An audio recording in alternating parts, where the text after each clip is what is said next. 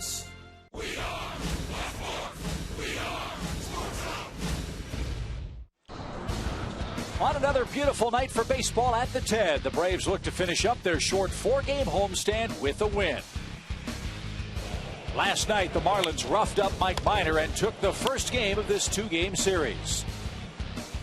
But tonight, it will be the Majors' ERA leader, Brandon Beachy, taking the mound. He hopes to get Atlanta back on the winning side. And one more win before the Braves hit the road would be nice. The Marlins and Braves face off again in Game 2 next.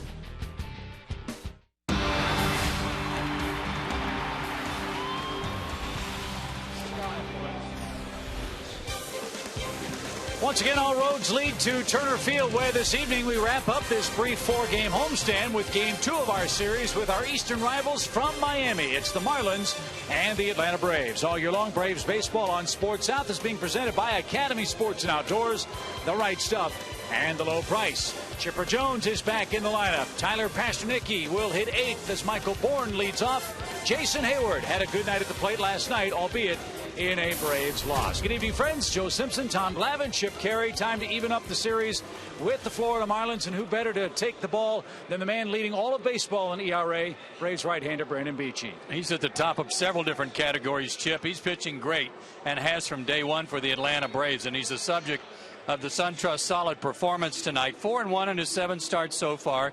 As you said, leads the majors in ERA, and he's 5th in opponent's batting average with a sub-200 average. That's outstanding. And he's expanding his work. I mean, last year he really struggled to get into the 6th inning, and he's gone at least 6 innings in each of his 6 starts. Good work for Brandon Beachy since day one, Tom.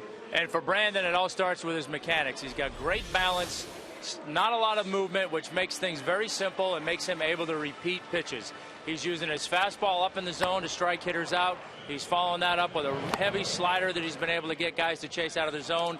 And speaking to Joe's point of getting deeper into the games, he's also working on a 2-seamer to try and get outs earlier in the count, and also to put guys away sooner in the count. So a lot of good things going on, but again, it all starts with very simple, very repeatable mechanics. Pitch to contact for Brandon Beachy, and plenty of contact for the Atlanta Braves against the Marlins starter Ricky Nolasco. The Braves have beaten him up in starts in the last couple of months. And Tom Hart will come back after break and tell you about how the Braves have done it against the Marlins starter when we return to Turner Field after this.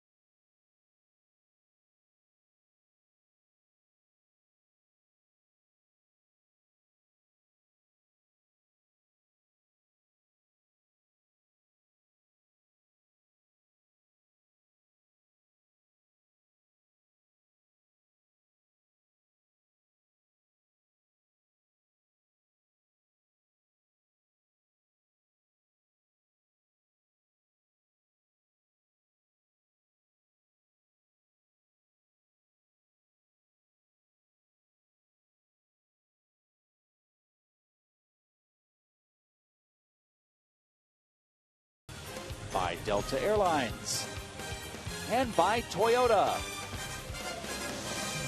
It is a beautiful day for baseball and a beautiful day for rainbows as the Miami Marlins and Atlanta Braves finish their brief two-game set. Atlanta looking for a split with the right arm of Brandon Beachy taking the hill today. Well, a few raindrops have fallen, but this is what they call an isolated shower as we still look for an on-time start between the Marlins and Braves. And the Braves have known plenty of success against tonight's Marlins starter, Ricky Nolasco. This is our Georgia lottery hitting the jackpot for the night, and the Braves have done just that. 5 guys with the batting average better than .340 against Nolasco, highlighted by Dan Ugglet, .385 with a couple of home runs, and Brian McCann has gone yard 6 times against the Miami Marlins starter. But Ricky Nolasco isn't without some numbers of his own. It was right here at Turner Field in 2009 where he set a Marlins franchise record with 16 strikeouts.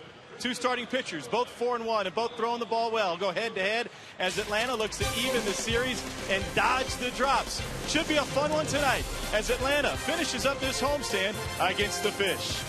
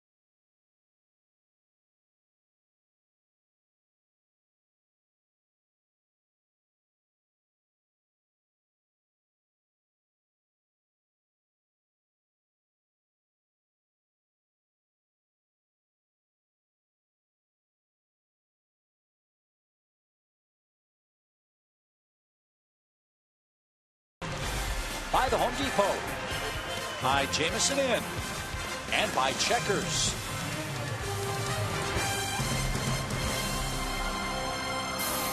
Back in Atlanta, moments away from our first pitch. It's the Braves and the Florida Marlins. Dan Uggla in a hugging mood. Chipper Jones back in the lineup with him. And Isaac Guillen, the skipper of the Florida club. I don't know exactly what that is. I hope it's not a rain dance because we understand there is bad weather north of town. Put the whammy on somebody. I thought that was the Miami whammy. Yeah. Well, it's not going to work tonight. A couple of changes in the Marlins lineup. Logan Morrison gets the start for Austin Kearns. Logan's in left field, and Brett Hayes gives John Buck the night off. Hayes, one of the Florida catchers. Ricky Nolasco pitches and hits ninth. And for the Braves, right-hander Brandon Beachy takes to the hill tonight. He's 4-1 with a 1.6 ERA.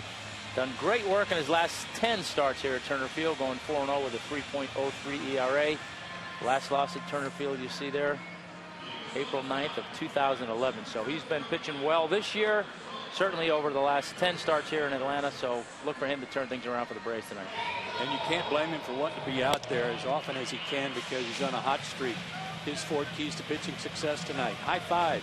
That means tonight he's going for his 5th straight win from a decision standpoint dating back to April 15th. The only loss was his first start of the year at Houston and cut the passes. He's given up 7 walks in his last 2 starts, despite both of them being wins. 3 at Colorado, 4 at St. Louis, and with the speed of this team, you can't afford to give up a lot of bases on balls. The Braves defense will have to be on its toes with this speedy Marlins club. Michael Bourne back in center field. Jason Hayward's in right. Chipper Jones back in at the hot corner with Brian McCann working behind the plate. Florida leads Major League Baseball in stolen bases. The man starting the game for them at the plate is Jose Reyes, who's 1 for 5 so far in the series.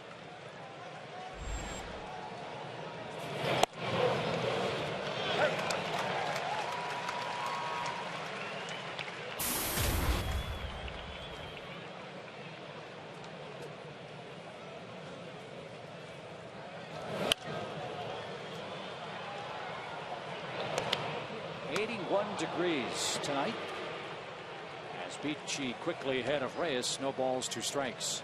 That might be borderline too hot for a tie, isn't it? It's just under that 82-degree threshold. Joe West, the home plate umpire, says that one downstairs to Reyes. Sam Holbrook, Andy Fletcher, and Rob Drake are the other men in blue tonight.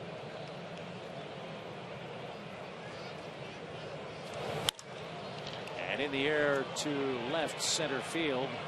And little miscommunication for a moment. Michael Bourne, and almost straightaway left, makes the play for the first out.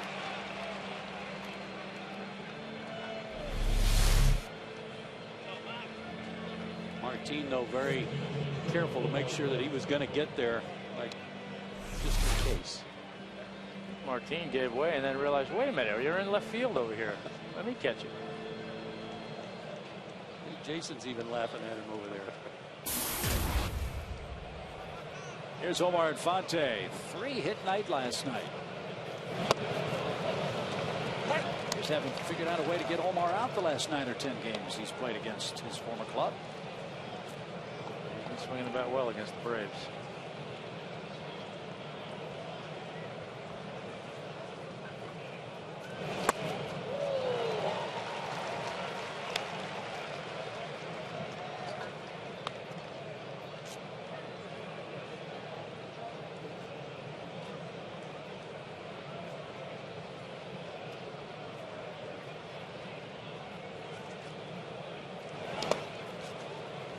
Talk about how pitchers and teams figure out how to pitch a guy when they don't know much about him. And of course, Infante going from the Braves to the Florida Marlins last year. In the first 7 games, he was just 2 for 29, and then he's the guy that figured out some things. 12 for 34 after that. Yeah, he's figured some things out. He's hitting 8 of his last 9 against the Braves, and he's hitting .385 over that span. So he's certainly figured something out here, whether it's patterns or just recognizing pitches, but gotten the better of them. Popped up behind the plate. Brian McCann's at the screen, but he's a throw shy.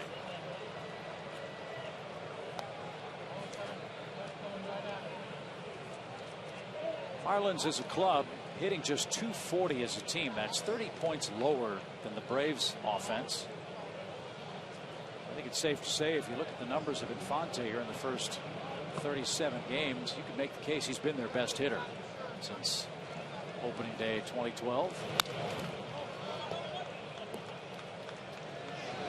See, this is one of the things that I think has made Brandon very effective this year, Tom, and that is he doesn't try to max out on every fastball. He'll throw 90, 91, 92, and then when he needs a little extra, like he tried to throw that one by Infante, all of a sudden he's up to 94. And Omar just got a piece of it. Yeah, it gives you a couple of built-in pitches off of one pitch. Fly ball, center field. Bourne's under that. 2 flyouts for Beachy to start the Marlins game offensively, and here's Hanley Ramirez.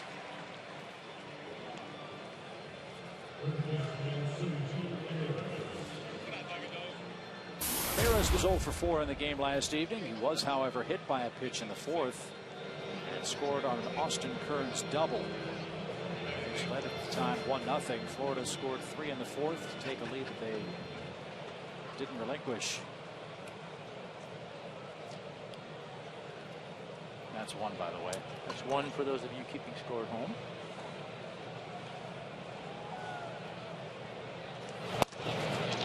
There's a strike at the knees.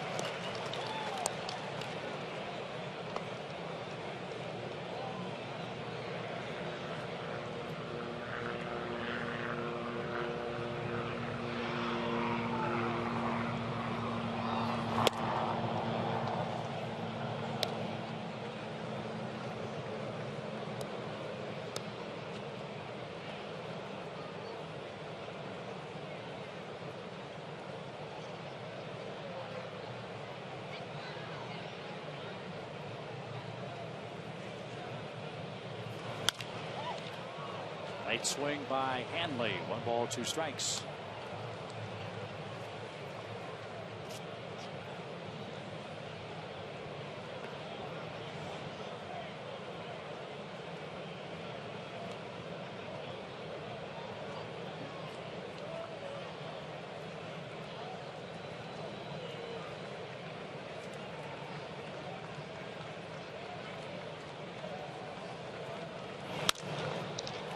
Looping line drive over second by Ramirez.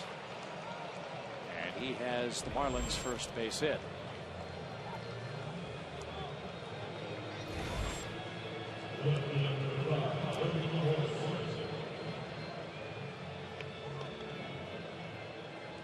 Brandon goes to the stretch for the first time against Logan Morrison. Morrison came on as a pinch hitter last night. The Braves retired him. See his numbers for the season.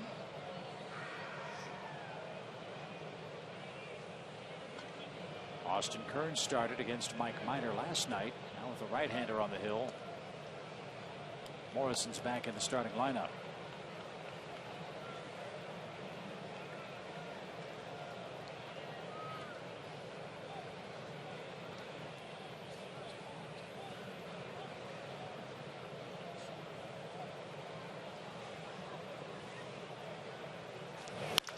Ground ball to second. And an easy play for Dan Uggla, and Beachy retires Miami in the opening inning.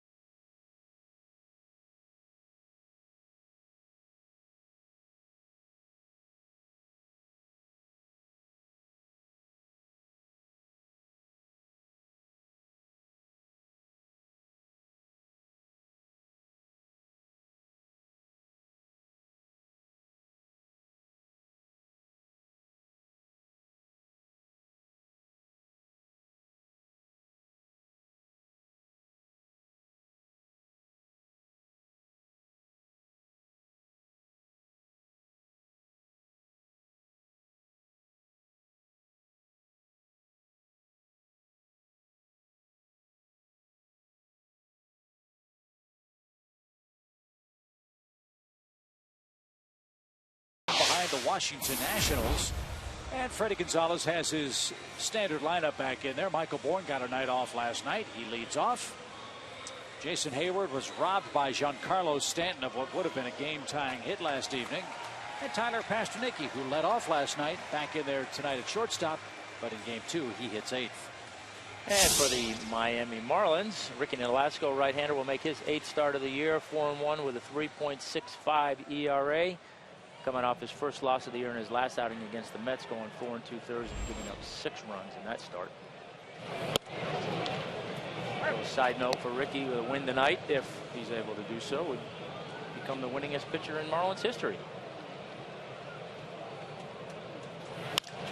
Michael Bourne, a leadoff hit. Back in the lineup. 4 keys to pitching success for Ricky Nolasco. 11-1. Those are walks. He's walked 11 left-handed batters and only 1 right-handed batter this year, which is an oddity to me. And hard scrabble, that's a road out by my house. And I just brought that up because he has been really good on the road. 3-0 with a 2.15 ERA so far this year on the road. But in some early trouble with Bourne at first. And Martin Prado in the batter's box.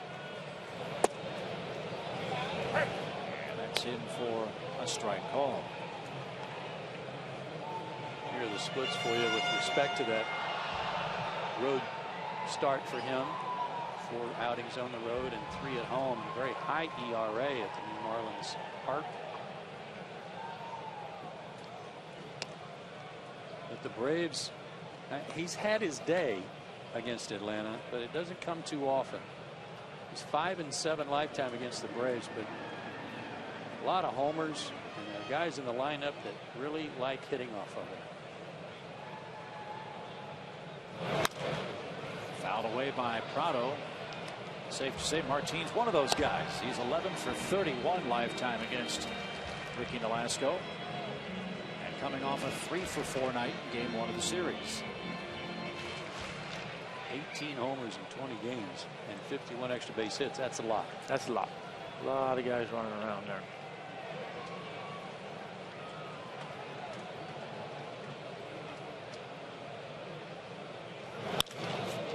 Lined into right center field. Can anybody catch up?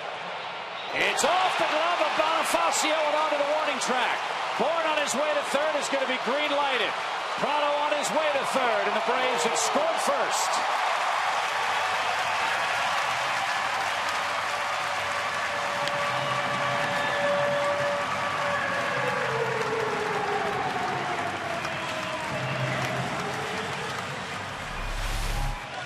Easy to understand how this can happen. It's slicing away from Bonifacio. He's 5'11", listed 5'11", 200 pounds, and the guy coming at him is 6'5", 260. He wants no part of that collision, and a little bit of a short arm trying to catch it. Don't blame him at all. And the fastest guy on the team, able to hustle around and still score. So Michael Bourne scores his 28th run, and the Braves lead 1-0 for Freddy Freeman.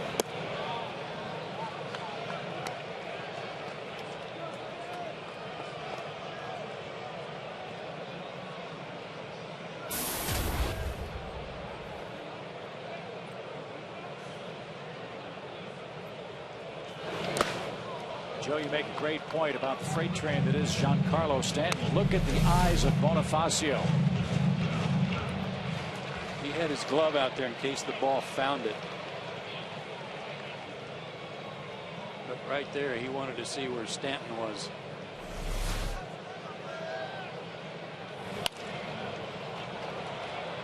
Ripped foul by Freeman. 2 balls and a strike.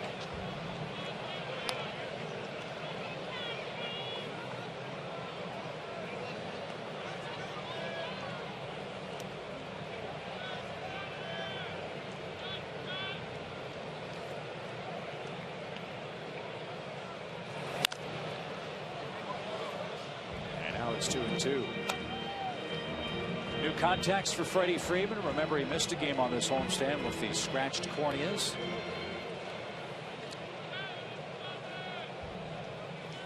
And he was supposed to get those glasses this morning too, to take with him on the road if he needs them. 2 balls, 2 strikes. And out of play again. When you play, we talked about this last night, when you play a team in your division in this unbalanced schedule so many times. Last year, Ricky Nolasco made 5 starts against Atlanta. He pitched 32 2/3 innings against the Braves. And for example, Freddie Freeman's in his rookie year, he got 15 at bats against him. Bouncing ball toward first. Prado did not break on that play. And he's still at third now with one out. A mistake on Martine's part, and he knew it. Netted himself. Infield back. Anything not back at the pitcher, you got to go.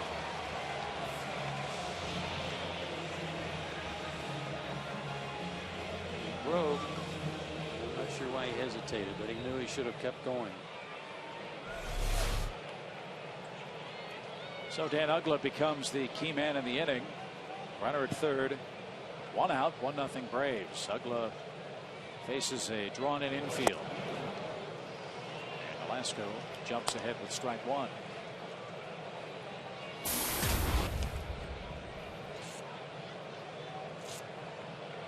Braves had a runner at third with one out in the first last night with Uggla up. Could not score a second run against Mark Burley.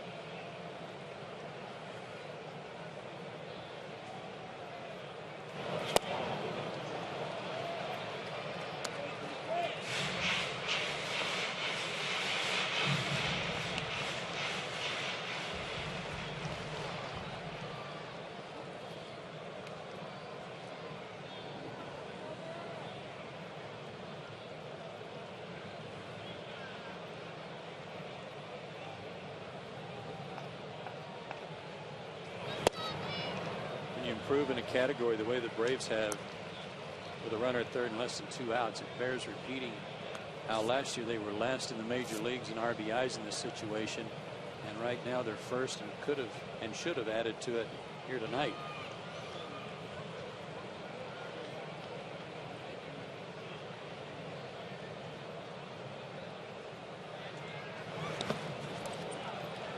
Nice stop by Hayes.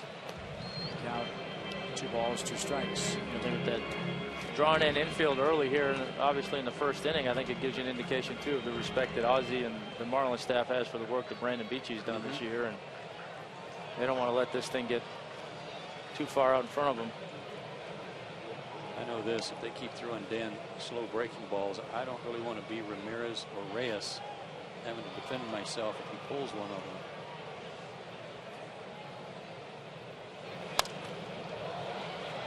Dan protects the plate, stays alive, 2 balls, 2 strikes.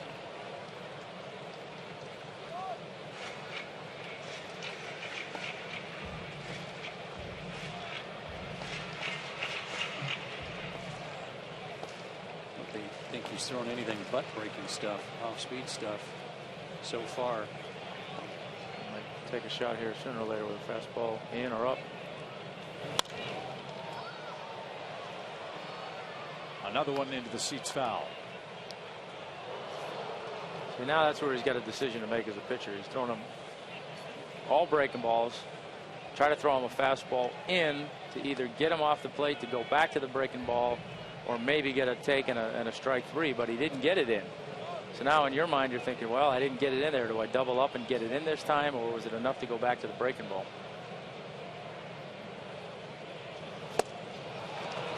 He went back to something off speed. I don't think it was the breaking ball, but.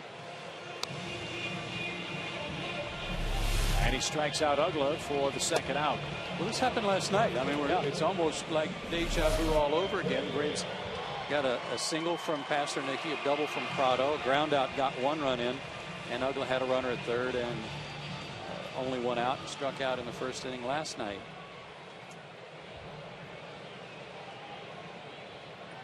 So again, it's up to McCann. The infield backs up.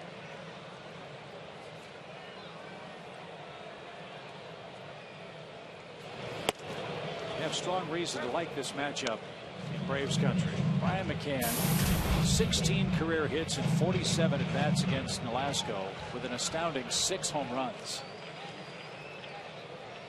That's doing some damage.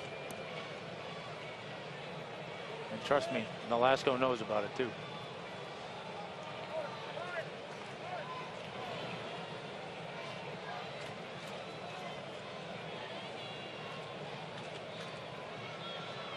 Reason to have a lot of confidence up there that this guy can't get the ball by you. You're going to hit it hard somewhere.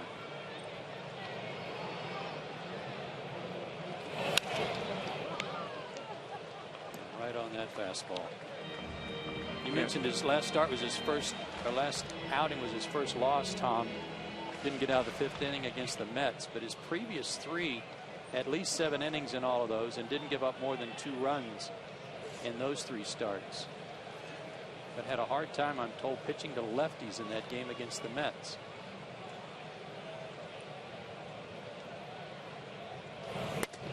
Well, we talked last night too about the great work that the Marlins starting pitchers have done, and I think going into last night's game was only 6 times they hadn't gone 6 innings or more, and Nolasco's, he's done it 3 times himself, so everybody else has been doing a good job there. Entering tonight's game, Marlins indeed are 32 for 38, having their starting pitcher go at least 6 complete innings. That's impressive. So was another good block there by Hayes. Pretty quick back there, playing tonight for John Buck.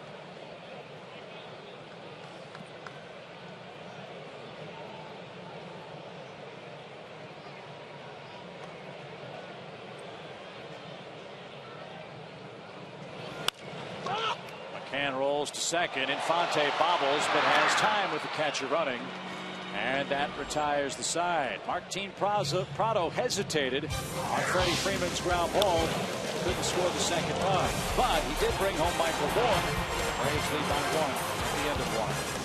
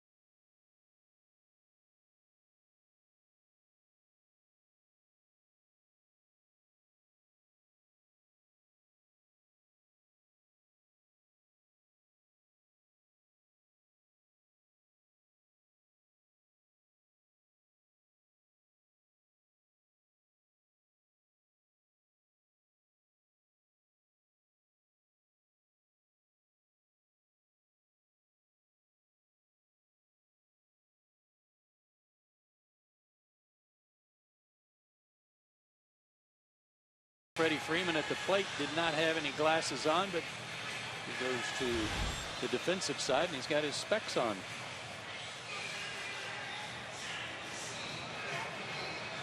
Yeah, guys, I talked to Freddie this afternoon when he was in the clubhouse getting ready for the game, and he had stacks and stacks of new contacts and new antibiotic eye drops, and he was having an issue with the antibiotic eye drops. He was having a hard time getting his eyes agreeing with it, and he had to go back once or twice to make sure they were working well for him. It left big yellow stains on the side of his face when we were doing our pregame interview. But at that point, he was planning on wearing the contacts, which I mentioned yesterday, he's been wearing since age 14 and was not, as of yesterday, excited about the fact of wearing those new glasses, which we assume haven't yet to arrive. I think those are the new ones. I think his other ones, I think his other glasses were much smaller lens than that.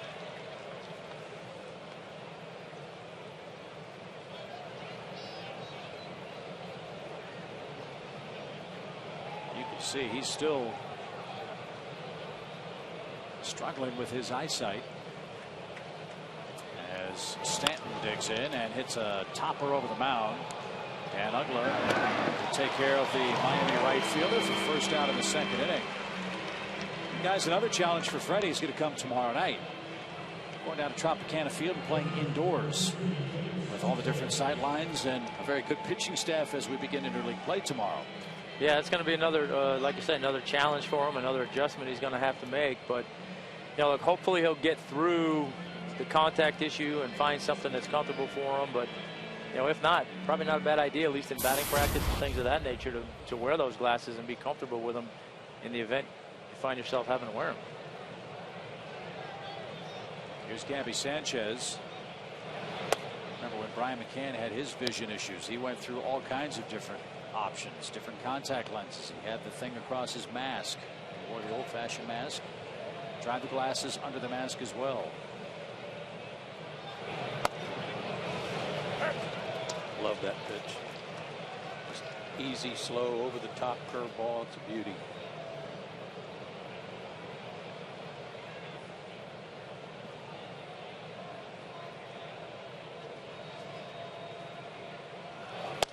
I can tell you from experience that wearing contacts in a dimly lit dome like Tropicana is not a good combination for struggles with your contacts, because the baseball sometimes looks a little bit like a tennis ball, kind of furry.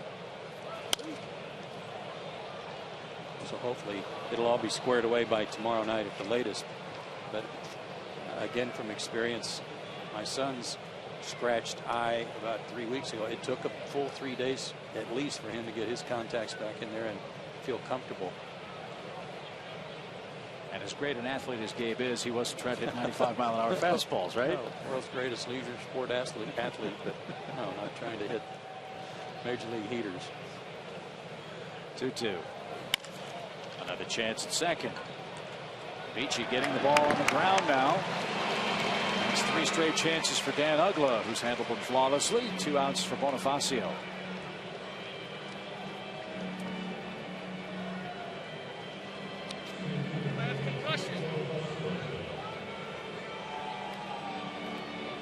This guy's been a royal pest, hasn't he?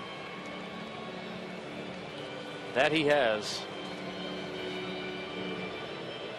When he first came up, I thought he was a guy who knocked the bat out of his hands. I didn't think he would really be able to stick around too long because he wasn't strong enough, but he's changed that. Certainly changed my impression of him.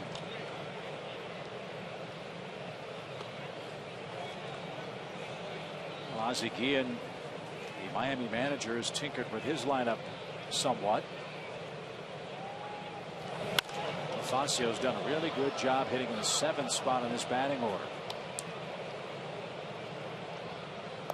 429 is his average, hitting 7th. 271 for the year. That was a good move for him. Good move for Reyes, who prefers to lead off instead of bat second.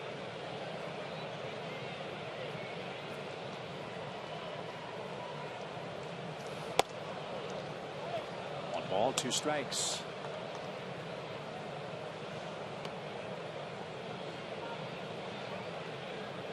Pretty good speed for those categories.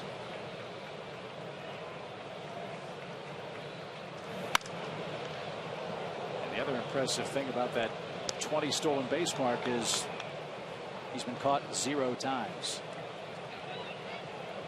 Well, you really want to wreak some havoc on an opposing pitcher and maybe some infielders. I can't think there's too many guys that look forward to having them, Jose and Bonifacio, hitting back-to-back, starting off a game. Could really do some things there. A little bit low, 2 balls, 2 strikes.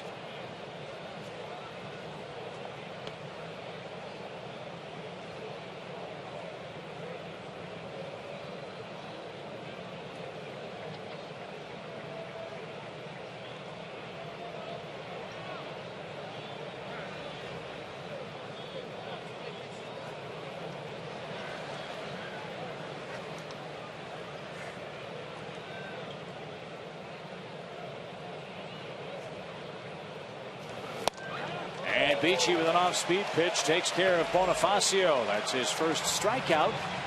And as we head to the home half of inning number 2, Chipper Jones will lead off the Braves, who enjoy an early 1-0 lead.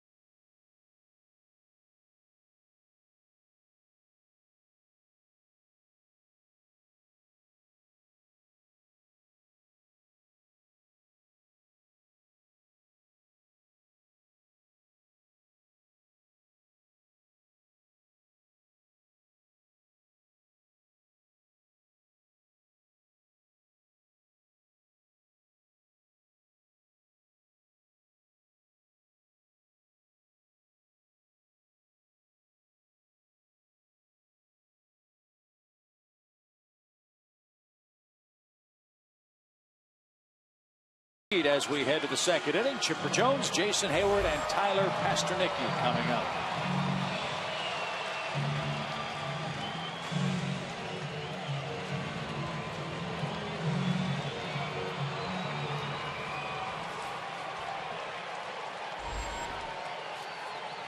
Chipper starting the night with a .298 average. And he swings the first pitch and pops it into shallow center. Bonifacio comes charging in. One out.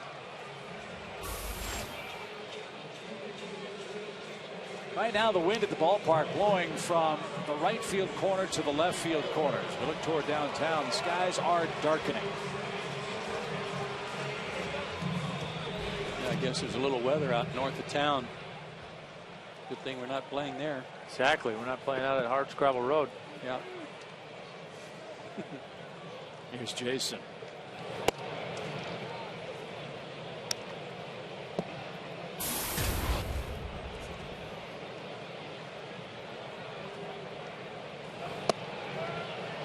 And that caught a corner to even the count.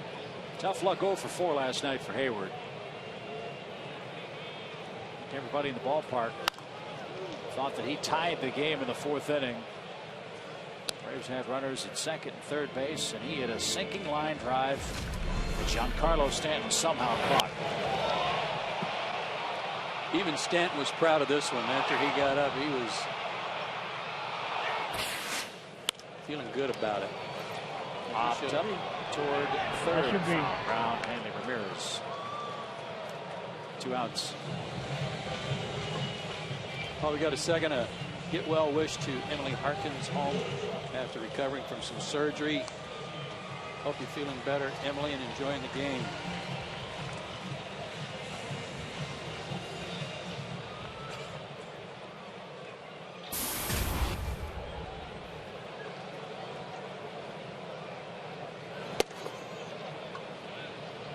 One ball, no strikes to shortstop Tyler Pasternicki. Kid hitting .266.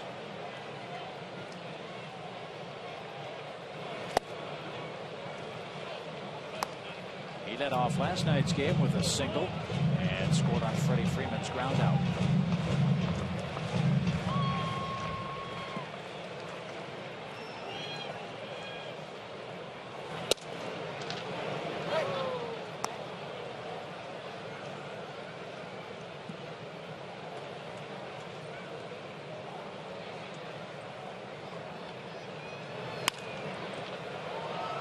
To the right side and foul.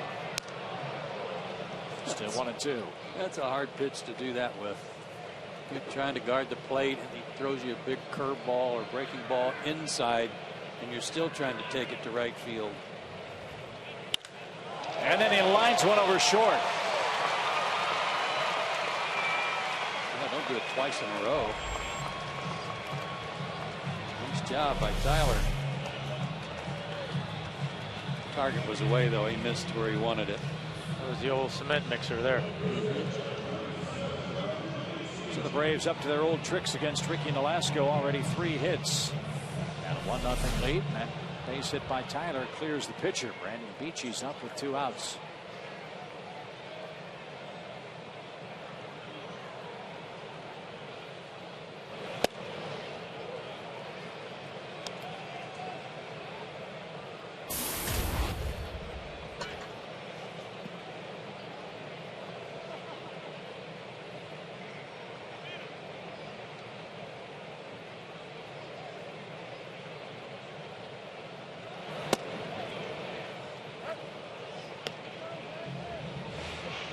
Good matchup tonight. Brandon Beachy's 4-1. Ricky Nolasco's 4-1.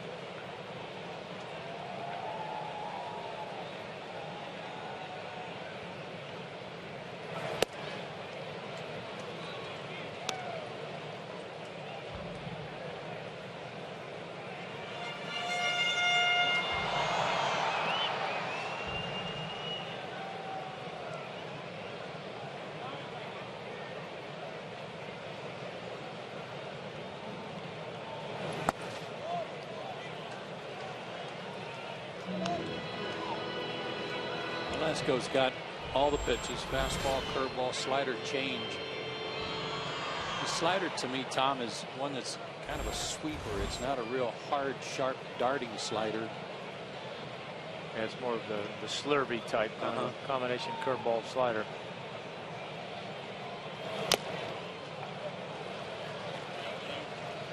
Saw the pitch count for Nolasco. Pretty impressive start. 38 pitches, only 10 pitches out of the strike zone so far. Well, last year in the National League, he was 7th in walks per 9 innings, in fewest walks at 1.92.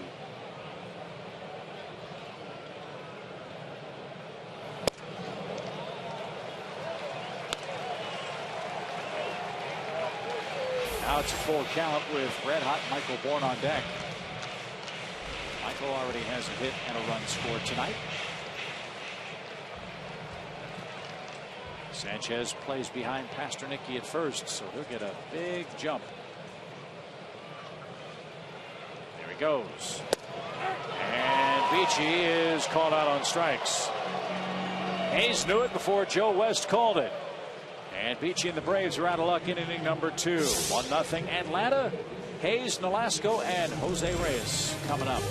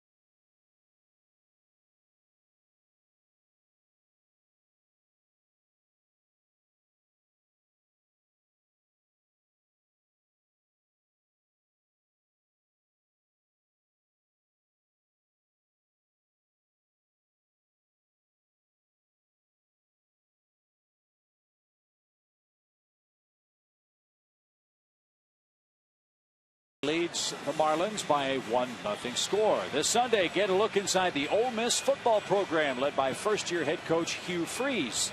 Our cameras go behind the scenes for spring practice and the Grove Bowl. Plus, we catch up with former Rebel quarterback Eli Manning. Don't miss Under the Lights Ole Miss football, premiering Sunday at 7 on Sports South. I'm kind of getting into this. I mean, new coach Freeze. Remember the one before that, Under the Lights, was with the new coach Fedora. So I think we're latching on to some good new names. Fun stuff.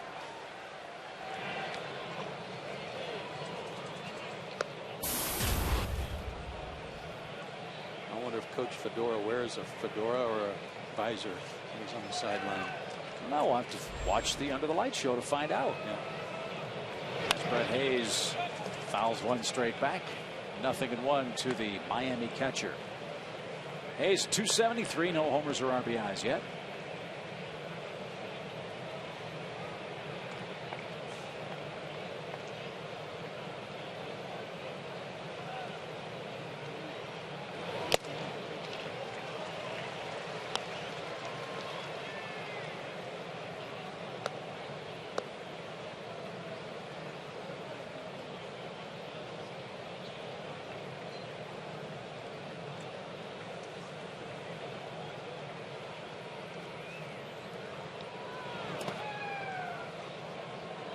One ball, 2 strikes. Well, the last 2 starts for Beachy on the completed road trip to the Braves were very, very impressive outings. Calmed down the Colorado Rockies at Coors Field, and he beat the Cardinals in St. Louis. so far pitching very efficiently in game 2 tonight. That's the second hit of the game for Miami. Hayes with a leadoff single, and that'll bring up Ricky Nolasco. Brandon Beachy's drawing some interest on Twitter. Arthur at TV Hokies asks, why is Beachy so good? Not overpowering, not known for a nasty slider. Is it just Beachy front real estate? Location, location, location, Mr. Glavine.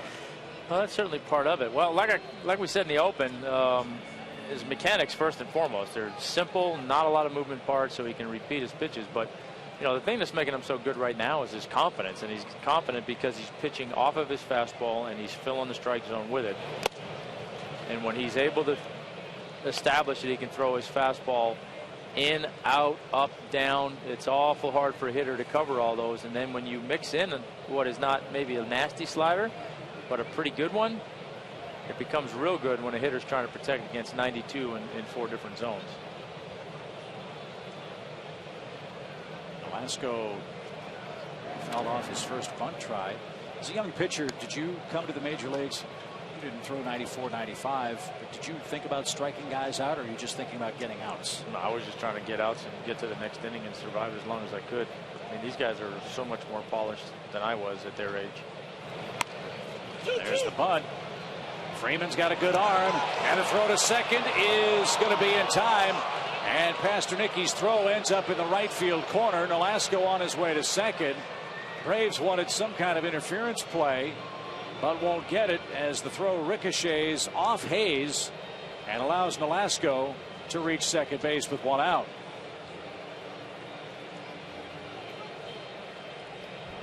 Freddy Freeman knew exactly what to do because he's being instructed by Brian McCann. What happened? That didn't. I thought it hit the runner. I did too. No, he just jumped out of the way and then tried to continue his motion and landed. And maybe he decided not to throw it, and then it came shooting out. I saw the same thing, but replay shows you're right. He just jumped and couldn't bring the baseball back. So it's a force out on the bunt play. And the error on Pasternicki moves Nolasco to second for Jose Reyes. Reyes flat out to left.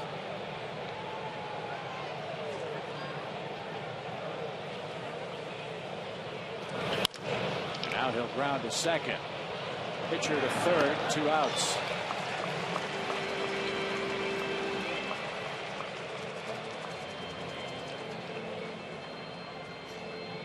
Fourth error on Pasternicki. An unfortunate one in that it looked like he was trying to stop his arm action.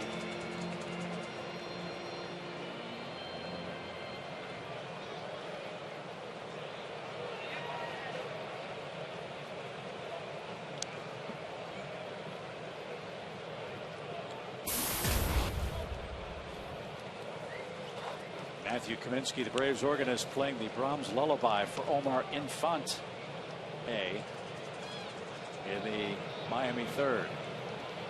You saw that number with runners in scoring position. That's pretty consistent with what we saw here in Atlanta too. A very good clutch hitter.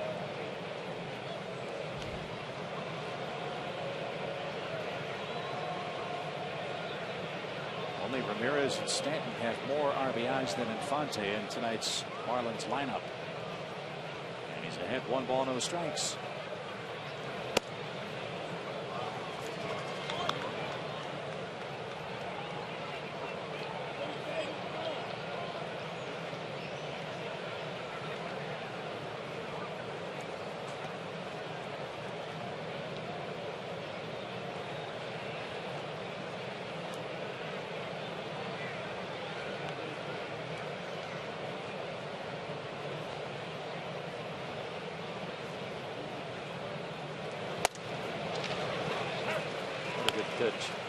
They're shading Infante to right field. Bourne is over a few steps toward right center. So if that's the case, then they're probably going to try to work Omar away, and that was a good fastball away for the strike.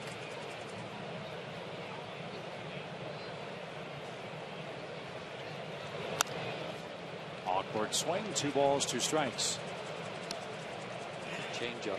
Good changeup. That's pitch he's been using a little bit more too, which has gotten him off his fastball as well.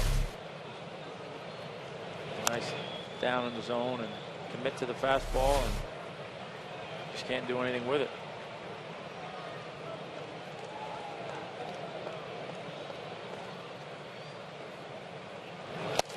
And he struck him out with a fastball exploding at 93 miles an hour. Beachy pitches around a Pasternicki error, and the top of the order coming up for the Braves, who lead early.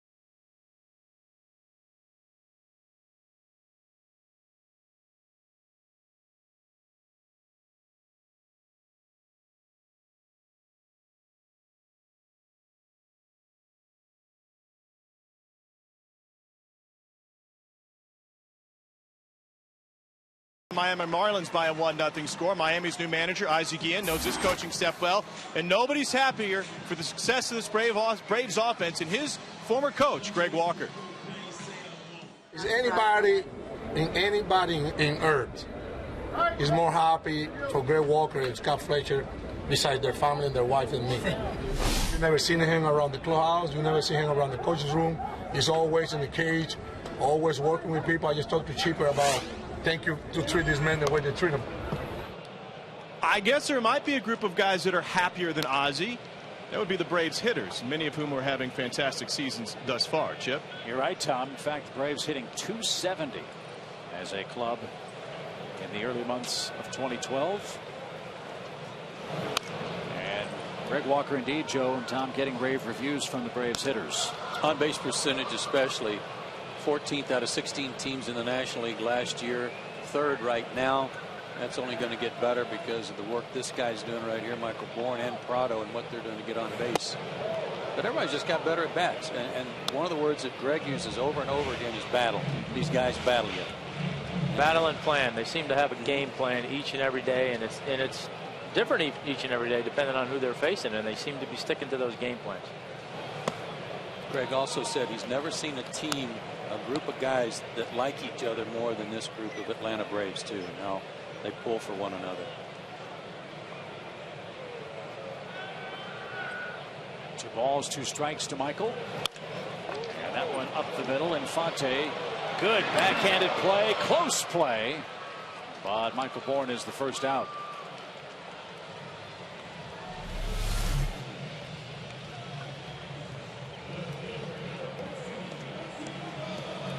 Nice play by Infante. No surprise there. He's got great range.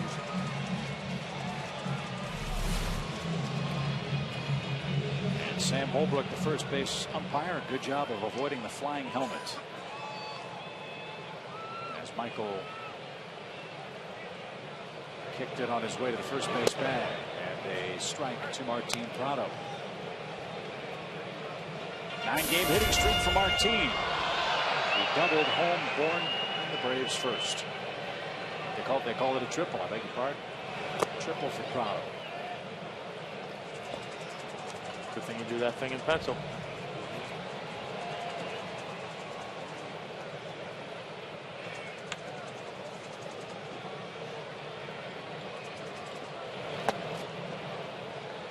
For those of us that have the pleasure of watching Martin play on a nightly basis, you know what a team player he is and how hard he works to do everything right. Not going on that ground ball a little while ago is going to eat at him for a week. At third, Hanley Ramirez sets his feet. That's your second out.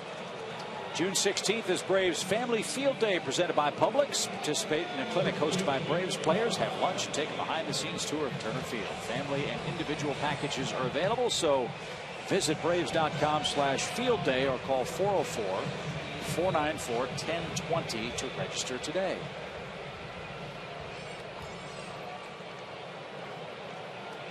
No glasses.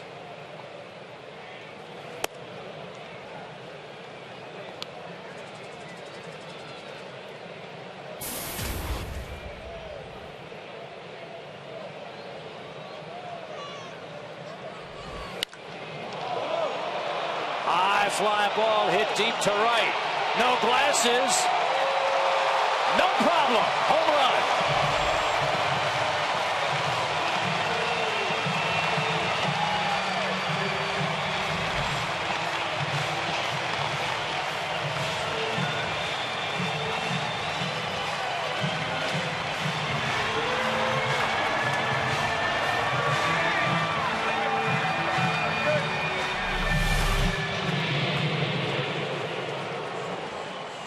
I got to tell you guys, I had no idea where he hit that ball. I lost it off the bat. I saw it, but I didn't think it was going that far. He just kept going and going. So Ricky Nolasco, who gives up a ton of home runs to the Braves, is giving up another one tonight. Here's something that I don't fully understand. We'll find out later, I guess, and that's about the glasses, no glasses. First of all, if you're not wearing glasses at the plate, you would figure he's got his contacts in. You wouldn't dare go up there without some device to help you see. But he's going to the field with his glasses on, so it'd be highly unusual you'd put your glasses on over your contacts. So there's something funny going on, and if he just hit a homer without anything, then maybe he doesn't need anything. Yeah, that is strange. I don't know why he would do that, but Freddy's 7th homer, his 30th RBI, and that extends the Braves lead to 2-0 under threatening skies at Turner Field. Just past 8 o'clock. Atlanta trying to split this series with Miami.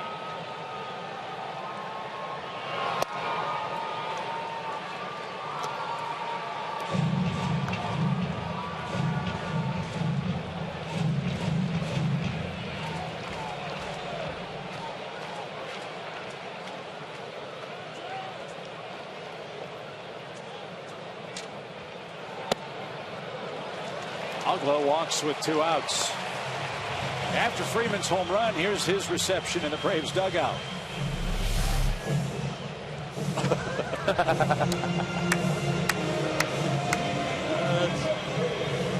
Ross and Martin Prado.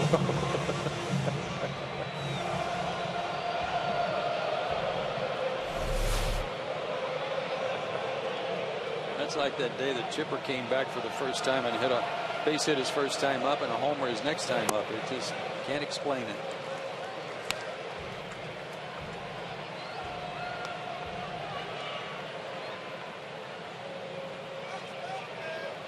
You can still sense how uncomfortable Freeman appears to be, though. 1 ball, no strikes to Brian McCann. And that evens up the count.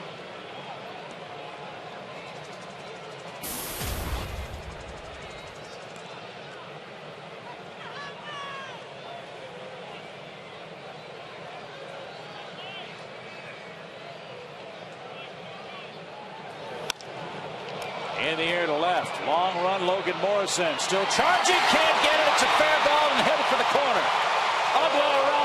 going to score. Brian McCann will stop at second.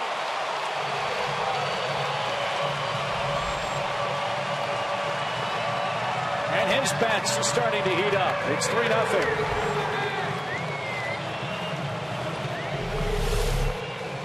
Logan Morrison's a converted first baseman.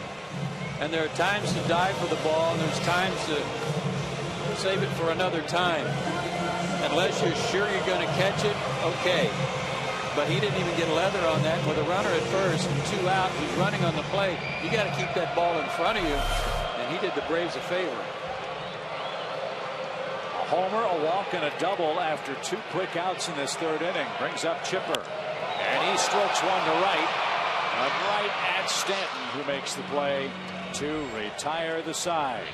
Freddy Freeman may have vision trouble, but no trouble making contact in Game 2 of the series. His 7th homer helps the Braves to a 3-0 lead.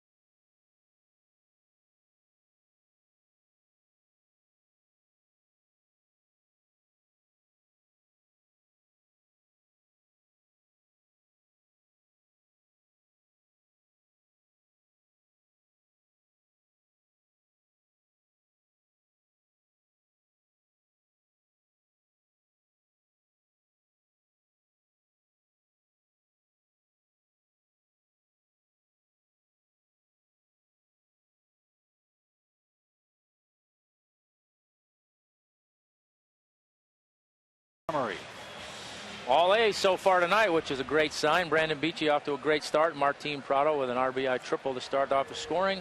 Freddie Freeman with a solo homer, and Brian McCann with a 2-out RBI double that played to the 3rd run for the Braves, and that's where we are, 3-0, top of the 4th.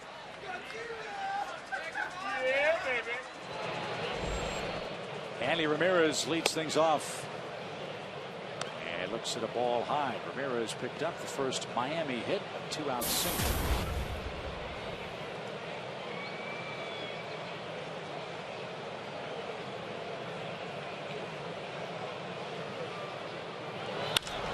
And he drives one to deep right center field. Bourne says he's got it. And at the fence he does.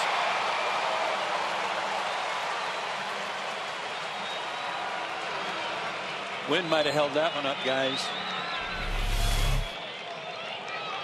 Michael had it tracked early on.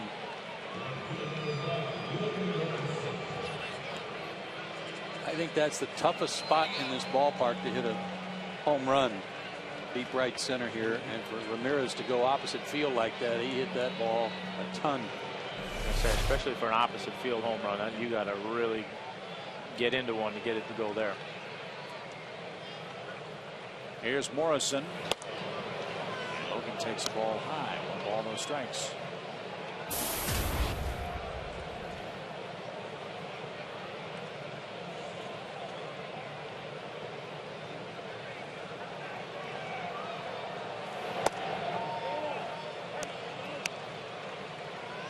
Giancarlo Stanton waits on deck. He's our Delta Airlines on deck batter.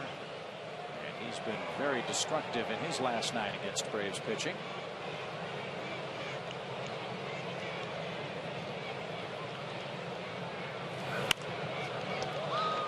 And Beachy well ahead of Morrison. 1 ball, 2 strikes.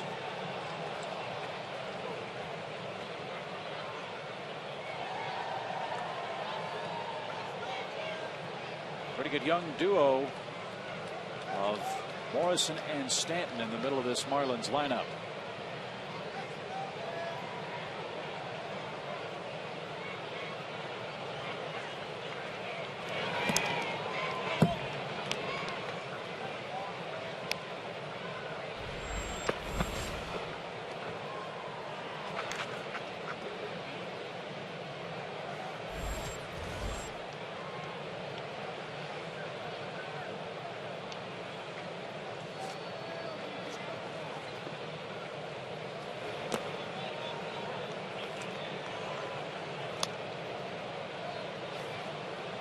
Trying to get him to chase that slow curveball, but Morrison's been pretty patient on it so far.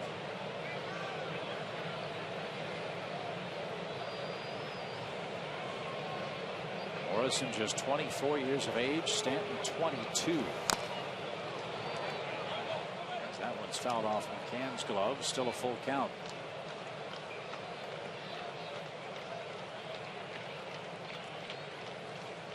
Yeah, that's the nucleus of a pretty good group now. You got Reyes around for a while, Hanley, like you said, Morrison and Stanton there, Bonifacio. There's some pretty good guys to build things around there for a few years.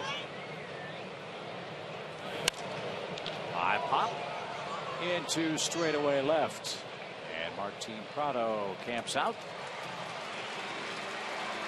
2 outs. Twitter time. Back to Tom Hart. All right, thanks, Chip. Roman Puckett from Dawsonville says if Freddy Freeman says he can hit a ball with his eyes closed, well, he pretty much can. I hate to burst your bubble, though. I just talked with Freddie Gonzalez moments ago. Freddie is back in the contacts, which is good news because for a moment there when he was wearing his glasses on the field, I thought maybe he went the Ricky Wild Thing Vaughn route with his protective glasses, but those were his everyday glasses that he wore for one plate appearance and out in the field for, I think, just one inning. So I guess thanks, Tom. Thanks, Tom. I guess either the polycarbonate lenses haven't arrived or he doesn't want to wear them. That'll be the. My guess is they haven't arrived. I would think he'd wear those over his street glasses. Pop up right side. Freeman twisting, turning, and makes a terrific catch in foul ground. Beachy's through 4 innings with a 2-hit shutout, and Atlanta leads 3-0.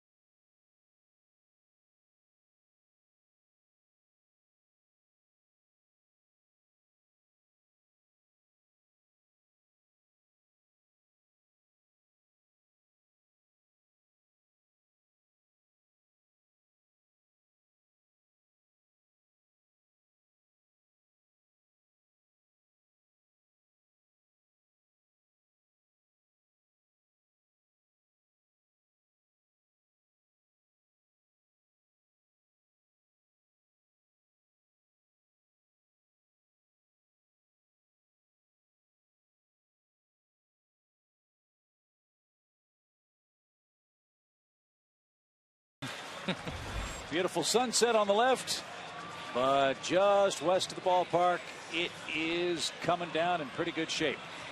Hopefully the rain will stay away and we can complete 5 innings with the lead. We're in the 4th. Atlanta's up 3-0. It's turned out to be, to this point, a very comfortable night at the ballpark for everyone except Ricky Nolasco, whose troubles have continued against the Braves offense again tonight.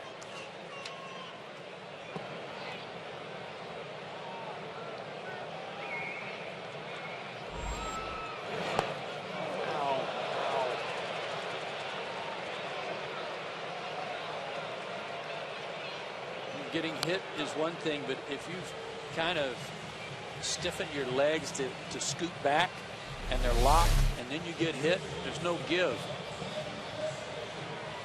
It was just above the ankle, looked like. Yeah, it looked like it was off the knee.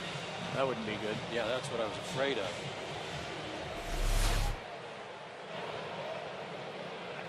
Jason's 9 of 11 in steals. Let's see if he moves early in the count with Pasternicki up there.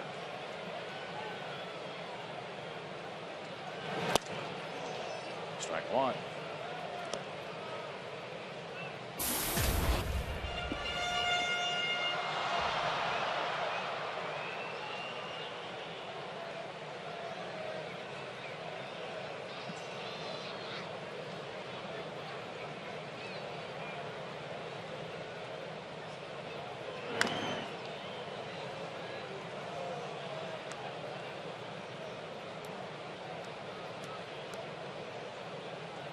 Alaska from the same hometown as former Brave Jojo Reyes, Corona, California.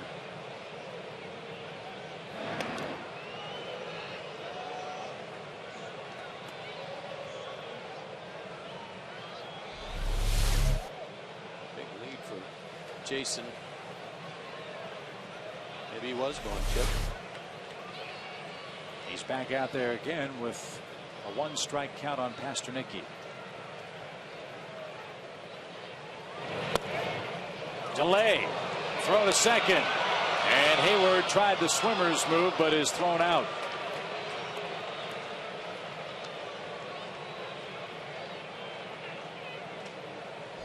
That's a defense by the Marlins. You bounce, and then when nobody has alerted the catcher that you're going, maybe the catcher is a little behind the 8 ball in terms of getting rid of it in time. That was a strong throw.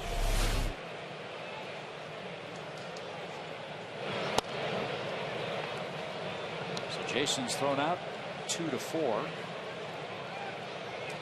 And Alaska back to the windup. 2 balls and a strike.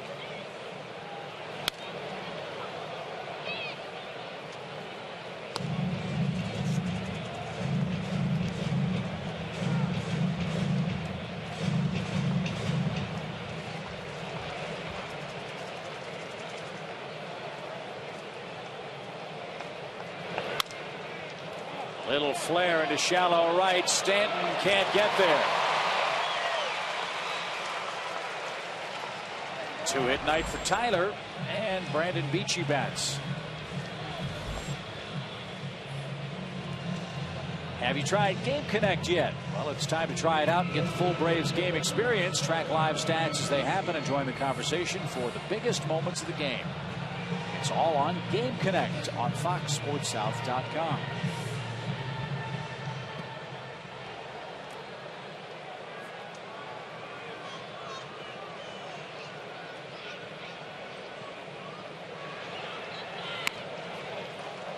Bunt is pushed foul at first, strike one. It was too bad that hit right on the lip of the grass and kicked it to the right.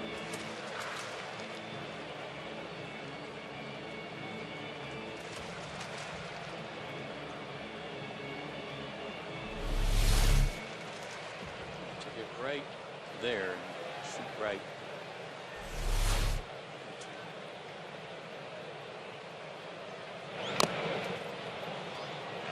Bunted off the plate, 2 strikes.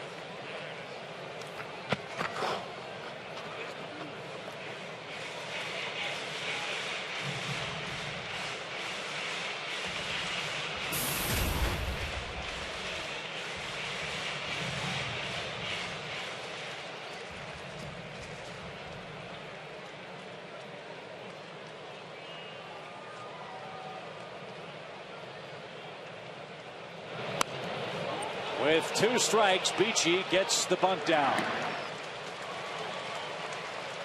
His second sacrifice of the season. Pasternicki at second in the top of the order coming up.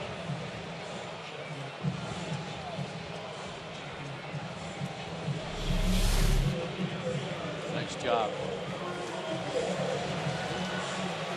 You weren't one of those guys that really squared around that much. You kind of kept your stance pretty much That's the way it is. Yeah, I was more of a pivot guy because when I squared all the way around, I felt unprotected. Like if the ball was coming at me, I couldn't get out of the way, and I felt like if I was going to do the butcher swing there, that I was locked up. I couldn't do it. So by just kind of pivoting out of my stance, I felt like A, I could defend myself and get out of the way, but B, I could pull the bat back and swing it a lot better.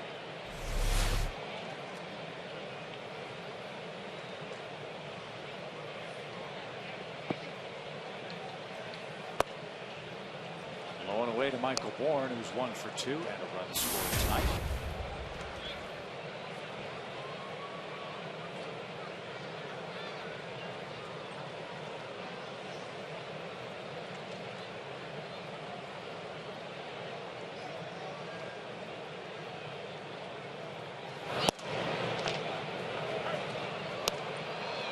It may not matter, but I bet Brandon Beachy would really like to get out there and get the top of the 5th inning over with.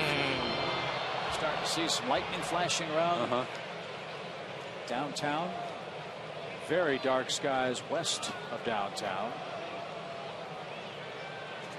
Braves have a lead. Need 3 outs. Ground ball skips off the second base bag and into center field for an RBI hit for Bourne.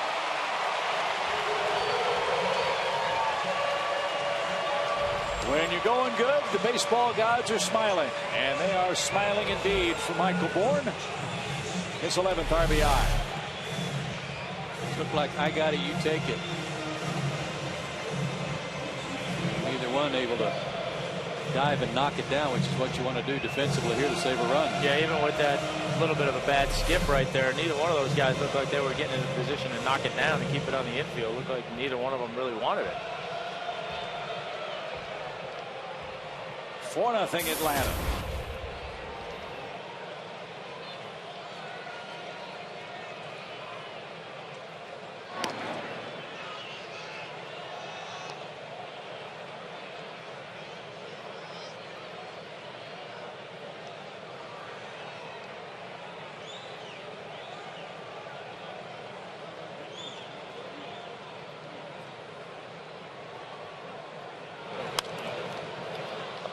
Good cut.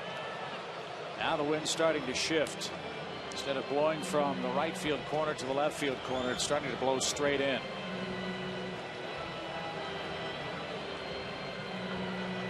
That's where the real dark clouds are coming from.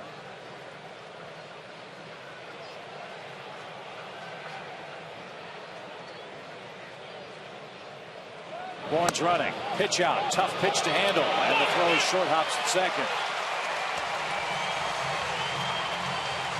12th steal for Bourne.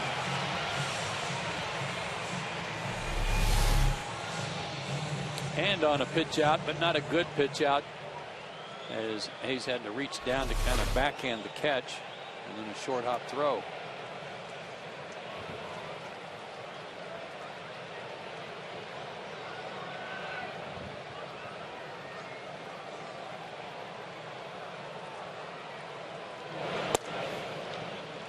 Strike 2. Guys, I talked with Martin Prado earlier today on Braves Live about the relationship that he has with Michael Bourne and how it benefits Prado at the plate. He said, contrary to popular belief, and as we saw a moment ago, we saw the curveball from Nolasco. He said, I don't see a ton of fastballs, though that's what he saw in the first when he drove it the opposite way for that RBI triple. Back to the mound. And that will indeed send this game to inning number 5. The Braves add on a 4th run. Brandon Beachy needs 3 outs to make this an official game at Turner Field.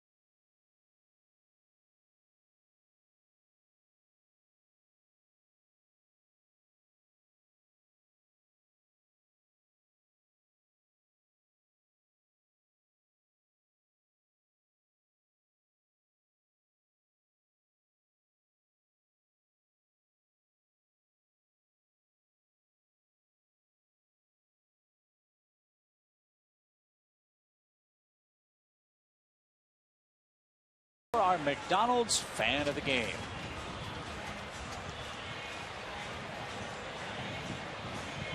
Take your pick, fellas. Ooh, let's just call it a tie. Yeah, Both win. both very cute. 3 quick outs. As the wind is howling in from center field.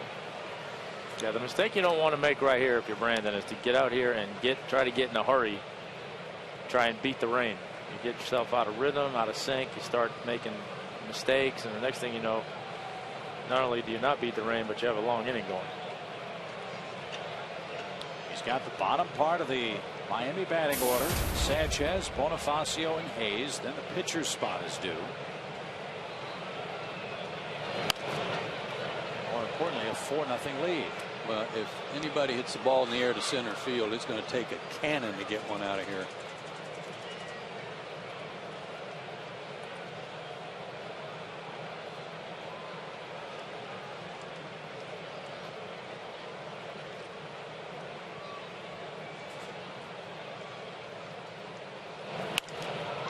Little looper into shallow right center field. And Sanchez is aboard with his first base hit tonight. Leadoff single in the 5th. And by the same token, a flare is going to drop easily.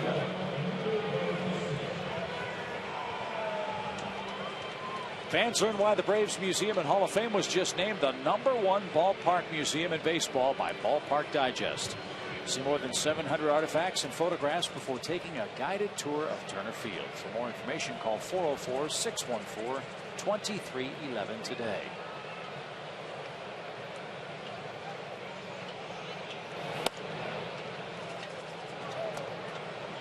I think I heard you guys mention that when you were in St. Louis. But now that I hear it while I'm here, congrats to all the people down there that work on that. That's a pretty big honor there. Yes, it is. 1-0 to Bonifacio. How many boxes of stuff did you donate?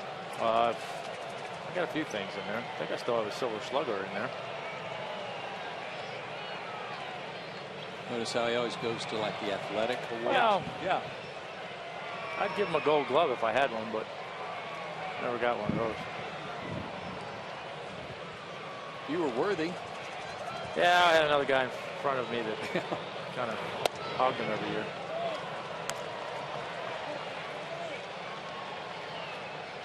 Two balls and a strike. Bonifacio struck out his first time up.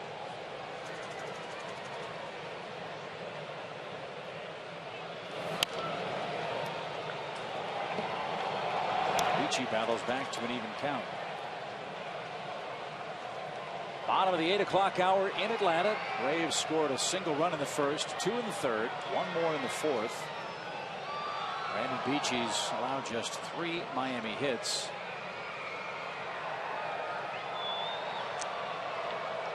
He's got a couple of strikeouts as well and looks for another one here perhaps. But he gives up a line drive to center. Michael Bourne's got it. 1 out.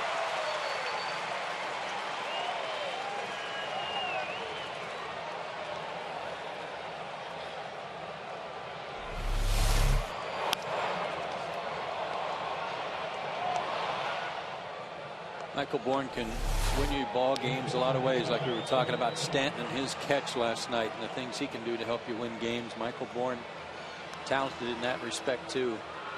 Great jump there. And what a security blanket for a pitcher, knowing that you can pitch to contact, which Beachy wants to do, and know that Michael can cover all that turf. Here's Hayes. He pops one into the seats for a strike.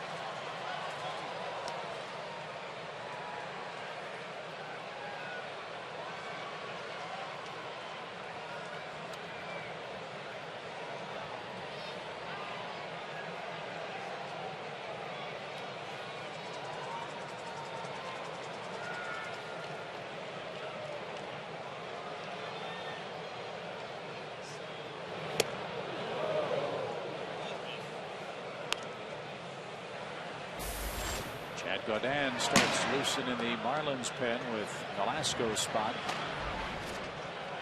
coming up after Hayes at bat.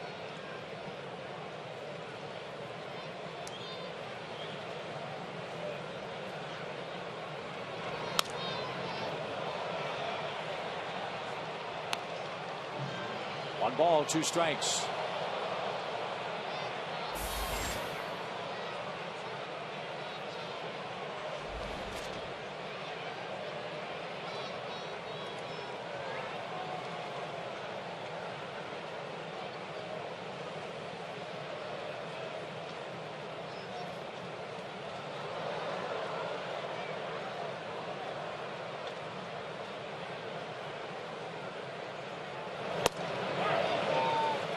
That's over the outside corner, and Hayes heads back to the dugout. 2 down.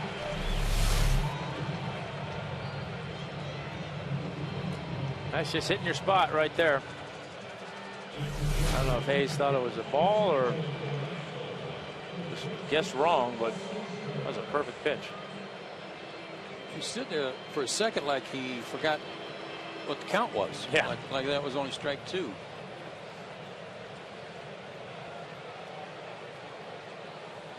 So Austin Kearns hits for Nolasco. And he lines one over short, just past the outstretched glove of Pasternicki. The throw comes in toward third. Chipper cuts it off too late. And Kearns slides in safely at second.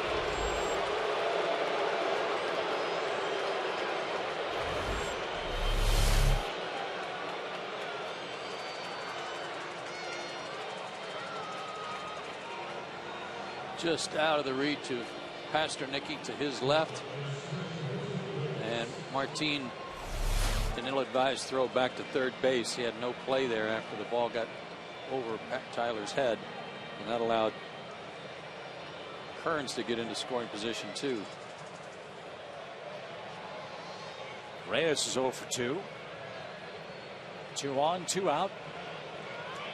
4-0 Atlanta the lead.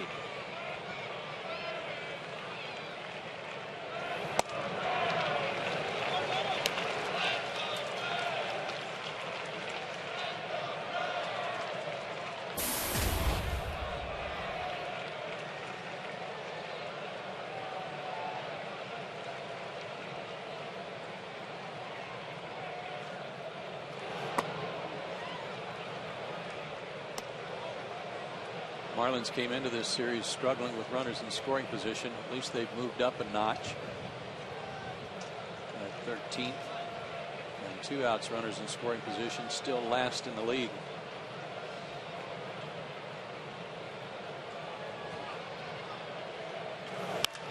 Liner into right, and right at Hayward. Reyes hit it right on the screws, but lines out. It's an official game in Atlanta, and the Braves lead 4-0.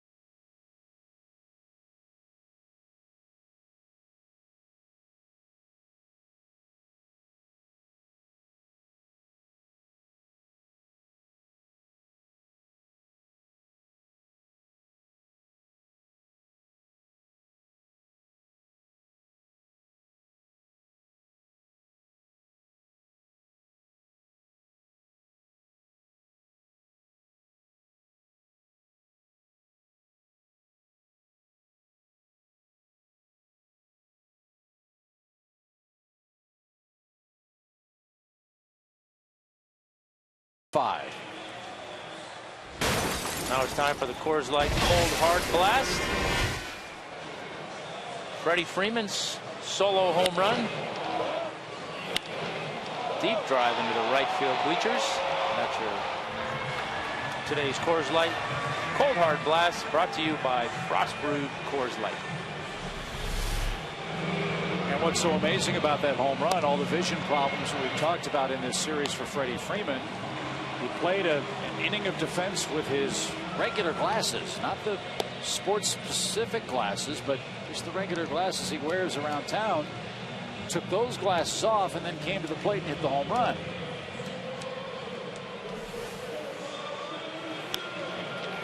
No glasses in his first at bat. Went out to the field, wore his specs, and now contact lenses. Coors Light Cold Hard Blast. We already did that. Oh, really? Yeah. Where was I? You must have been sleeping. Freddie Freeman, a.k.a. Clark Kent, takes a ball from Chad Gaudin, the man pitching in relief of Ricky Nolasco, who gave up 4 runs in 4 innings tonight. Now Mother Nature can do whatever she desires. The Braves have a lead. It's an official game. I prefer to stay away for about another hour or so, and you guys can take off. Then it can rain all at once. Till tomorrow late morning, clears up for my tea time tomorrow afternoon. We used to say you're taking more time off, huh? Not going on the road? I'm tired. 4 in a row. Whew. Boy, oh boy. He needs to get on the pitching broadcast schedule every 5th day. He's going to have to do a little running in between games, I think. I am. Too many cookies and stuff up here. Steak sandwiches. Yeah, we might. Man. Hey, Kevin, Tom would like another one of those if you're listening downstairs. And a foul ball, 3 balls, 2 strikes. If not, we got plenty more of those 300 game winners back in the back if you're interested.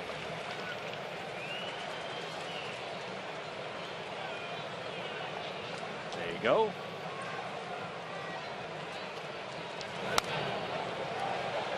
Into the seats again for Freddie. Full count.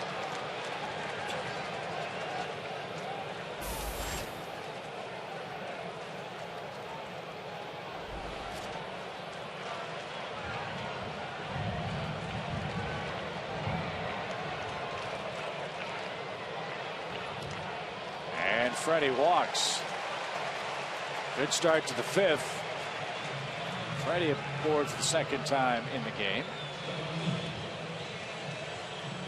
It's a special night tonight, too, for one of our talented and lovely booth assistants, Allie Treon, who's celebrating a birthday tonight. I'm sure she's out on the town in her Sparkle Farkle and doing things upright. So happy birthday, Allie.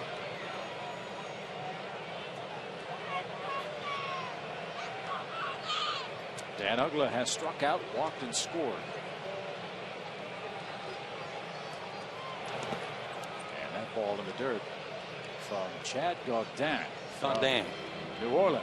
I think he's probably related somehow to Justine Henna Hardin. She's not a Hardin anymore, though, is she? She's just Justine Henna. Great tennis player.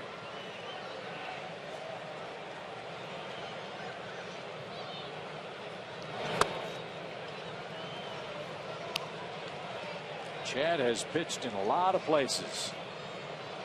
Tampa Bay, Toronto, Oakland, the Cubs, San Diego, the Yankees, back to Oakland, back to the Yankees, and last year with Washington.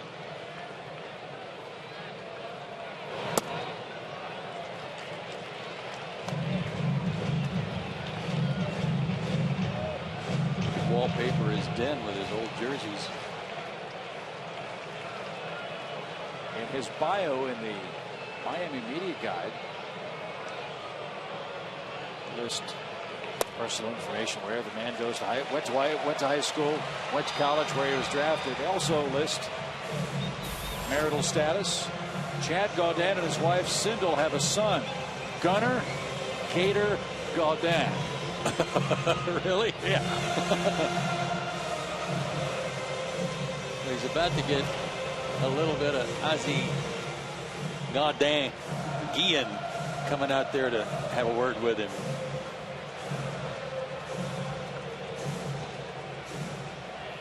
I think he thought he was going to take the ball from him, but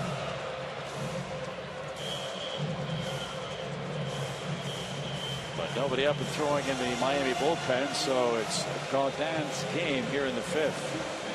Georgia Power customers can get a free in-home energy audit performed by an energy expert from Georgia Power. Learn how to save money and energy around your home. Schedule an in-home energy audit by logging on to georgiapower.com.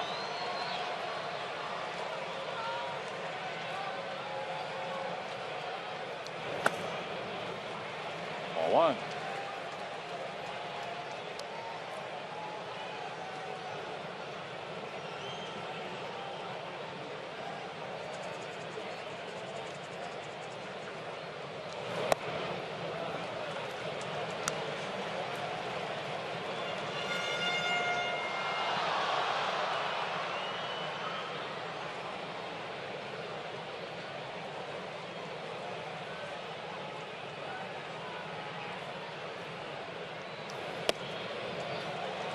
He can't throw a strike. 15 pitches, only 4 strikes.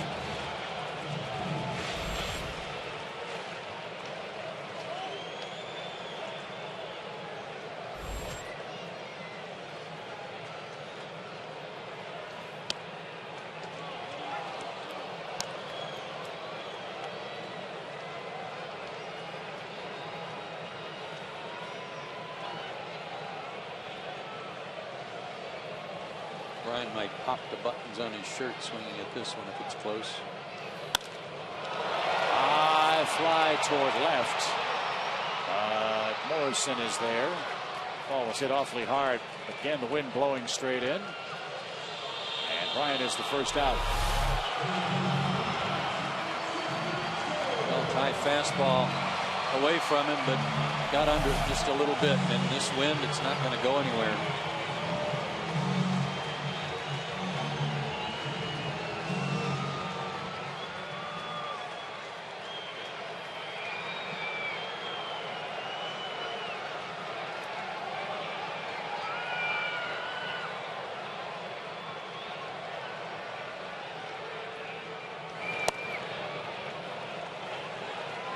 Ball, no strikes.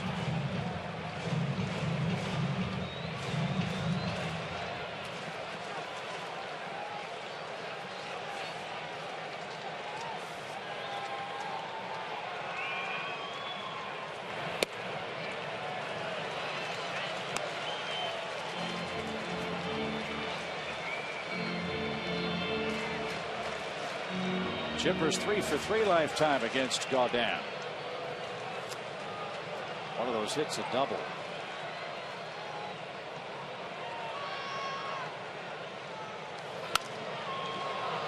A good rip there. 2 balls and a strike.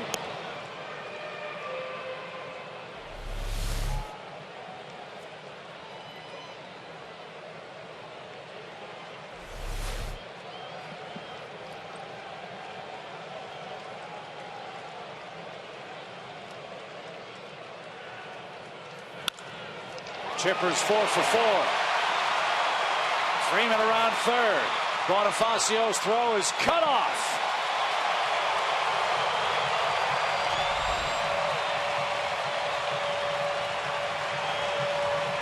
And the Braves extend their lead to 5-0.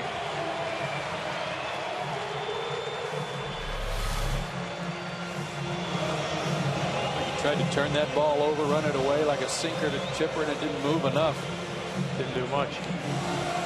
There's going to come a time in his career where Chipper, because of all of the stats available to you now, and it gets broken out for you so easily, it seems like he's going to look at how he did against various pitchers through his career, and he's going to look at things like Chad Gaudin. 4 for 4. Let's see.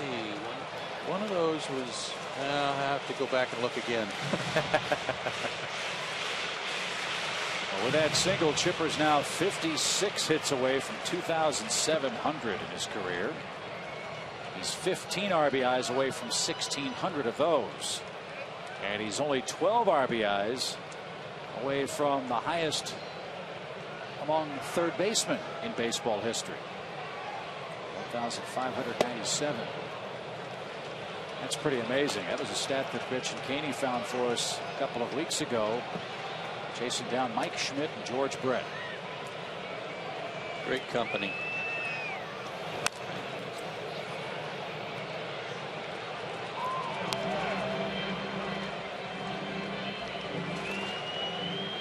I would say anytime your picture is in that grouping for any reason, it's a good thing. It's a good thing. Very good thing. Good players right there. Pretty good hitters.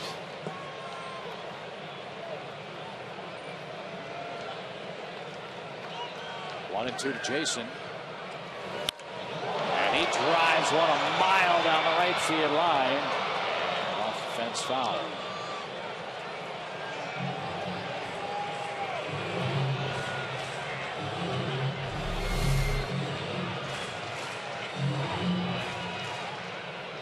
When he does throw a strike, it seems to be right in the center of the plate.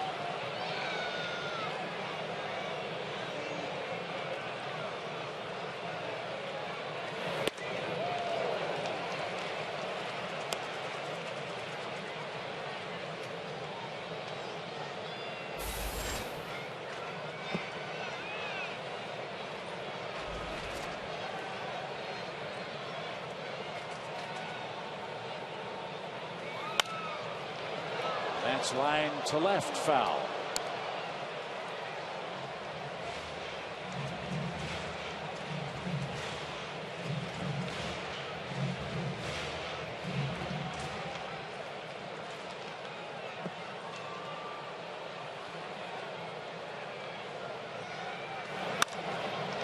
An opposite field single for Hayward.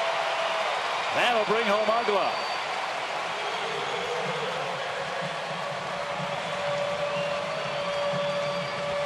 There hasn't been anyone throwing in the bullpen for the Marlins, but that might be about to change, and both of the walks to start this inning come around to score.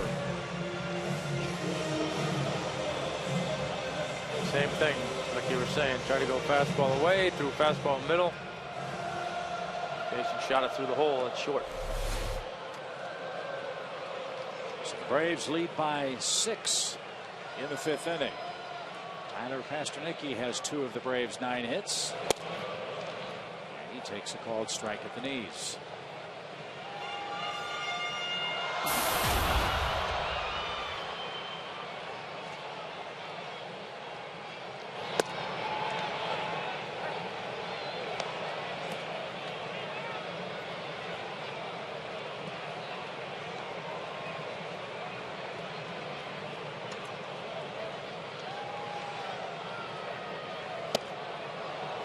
Tyler's down. That's the second out.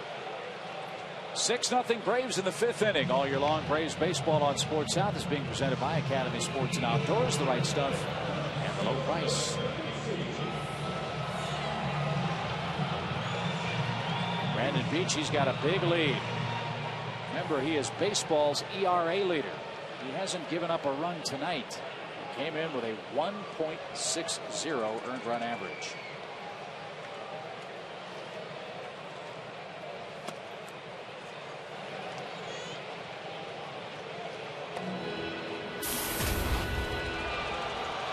Down to 1.44 at the moment.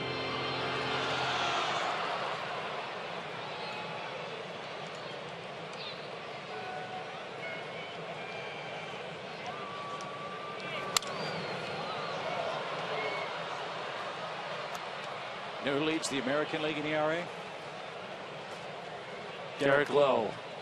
No kidding. Derek Lowe, with his 6 wins, has a 2.05 ERA for the Indians, who will host the Marlins when interleague play starts tomorrow.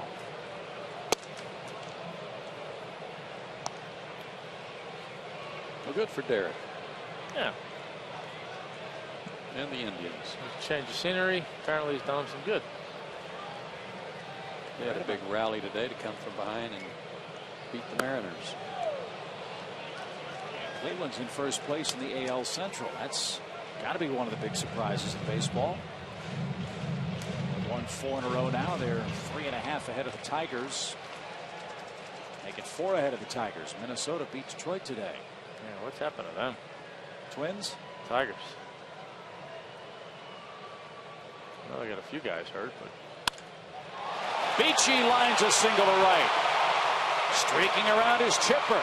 Throw to the plate will be late.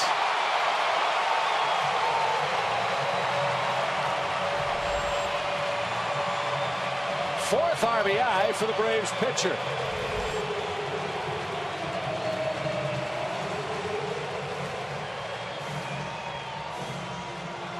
Four RBIs.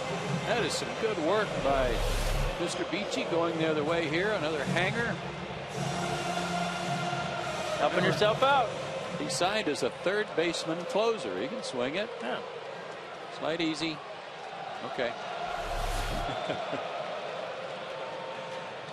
Board. That one's off the face mask of Hayes. No action in their bullpen.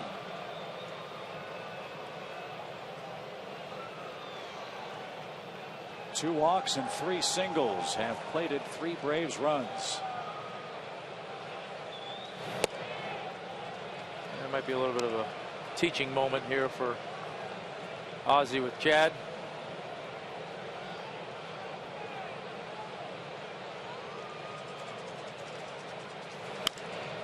Ground ball to the right side. Sanchez to Gaudin at the bag, and that retires the side. Atlanta sends 8 men to the plate. Brandon Beachy got it on the fun. He had an RBI hit, and he's got a 7-run lead.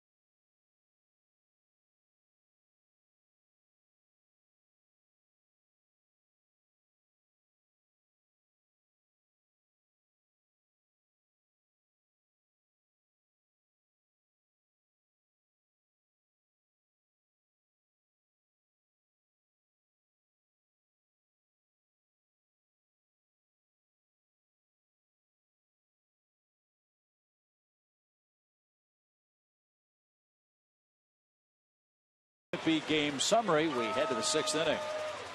Some of the highlights, if you missed it, actually started in the first inning. Michael Bourne aboard with a leadoff single, and then Martin Prado triples in between outfielders. Michael Bourne waiting to make sure the ball dropped, able to still get around to score. 3rd inning, Freddy Freeman, after testing whether or not to play with glasses or contact lenses, wore the lenses, hit a homer. Brian McCann went the other way and drove in a run.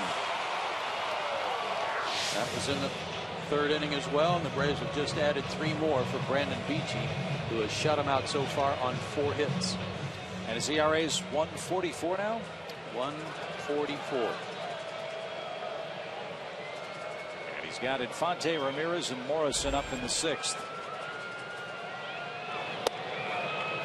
And ball high to the Miami second baseman. Omar 0 for 2 in the game. He's fly to center and has struck out swinging. And he drives this one to right, and right at Jason Hayward. 1 out. Trivia time. Our trivia question is always presented by our friends at AT Uverse, who holds the Marlins record for highest career batting average against the Braves, with a minimum 150 plate appearances. Did he have that many? It seemed like it.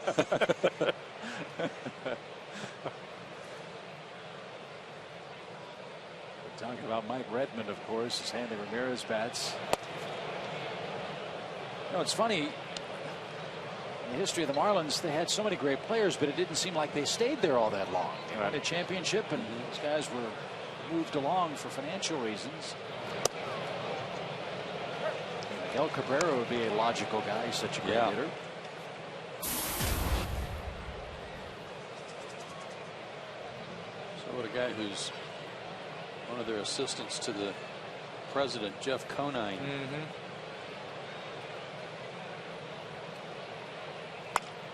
A squibber off the bat of Hanley Ramirez. Look at the funny spin on that ball. Beachy makes the play.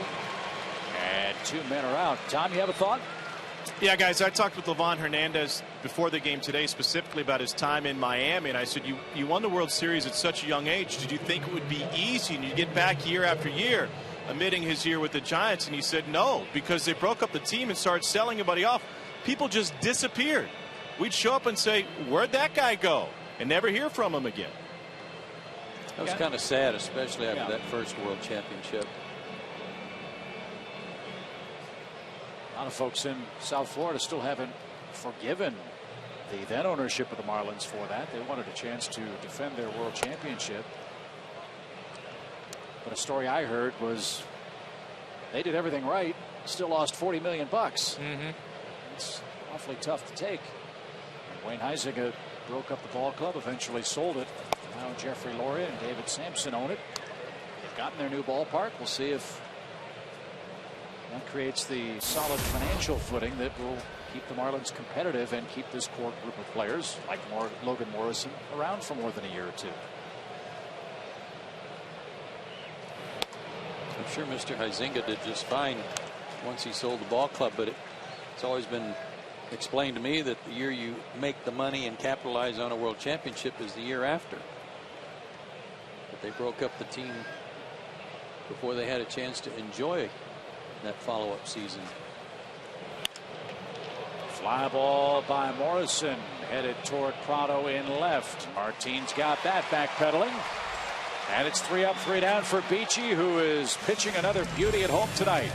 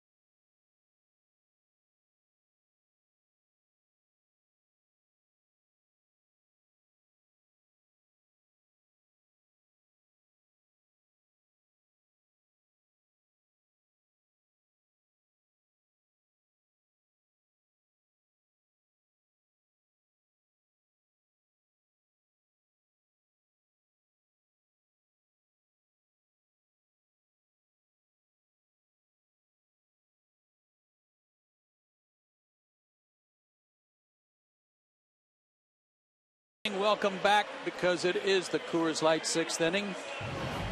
Time for the Coors Light freeze cam and the cold train. First inning, toward the gap. Bonifacio, don't run into me, Mike Stanton, please. Or Giancarlo, as he prefers to be called now. And checking out where Stanton is, Bonifacio has that go off his glove for a triple and an RBI. That was the Coors Light freeze cam. Brought to you by Frost Brewed Coors Light. My beer. Your beer? In select markets, it's on the can, a very special place. The official beer. Simpson? No? As it should be. Martin Prado goes to work in the Atlanta 6th. Chad Gaudin is back out there taking some innings for the Miami Ball Club. As I mentioned, they start interleague play tomorrow.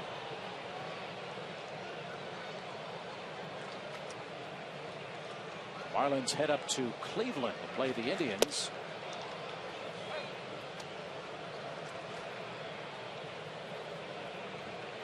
And the Braves head to St. Petersburg, Florida, and open up a series with the Tampa Bay Rays tomorrow.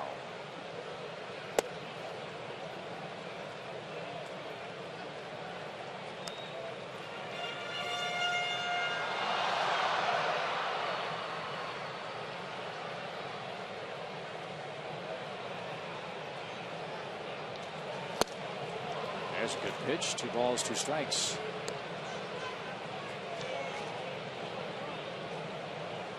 Johnny Murphy has taken over for Hanley Ramirez at third base with this game 7-0 in the Braves' favor. And a line drive toward right. Stanton's not going to get that one. He'll play it on a big hop. And Prado's in at second with a leadoff double.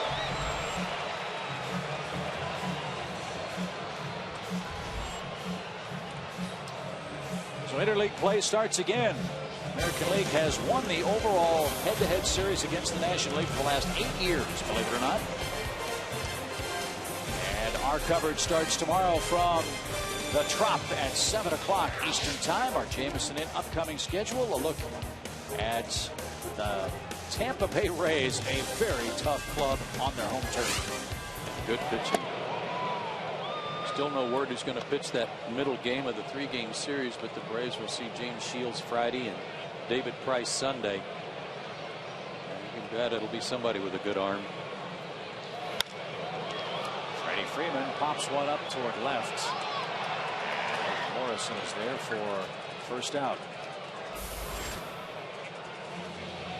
Yeah, it seems like we say it every road trip with the Braves that, oh, that's going to be a good test. That's going to be a good test. Well, those 3 games in Tampa Bay are going to be a good test for this club.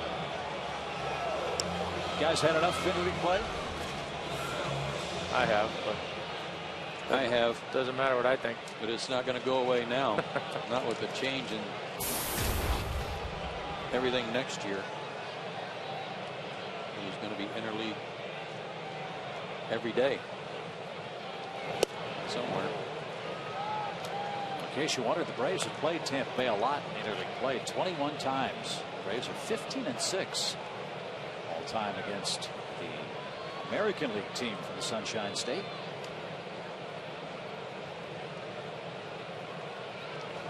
They had an amazing year last year. The Tampa Bay club with a $41 million payroll got to postseason play on the season's final day. The Yankees spent well over $200 million. The Red Sox spent $160 million and did not qualify.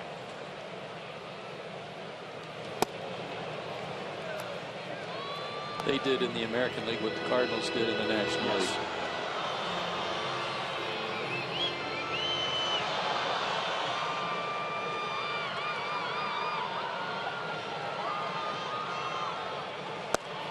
That's outside to Uggla. 3 balls and a strike. Dan's walked twice and scored twice in the game. Braves chased Ricky Nolasco after 4 innings. He allowed 4 runs. Gaudin has allowed 3 runs in an inning and a third. And a high fly ball hammered towards center. And just shy of the warning track, Bonifacio makes the catch. Martin tags and makes it to third. He absolutely killed that ball. And it's about 10 feet shy of the center field fence. Another night, perhaps, that's out of here.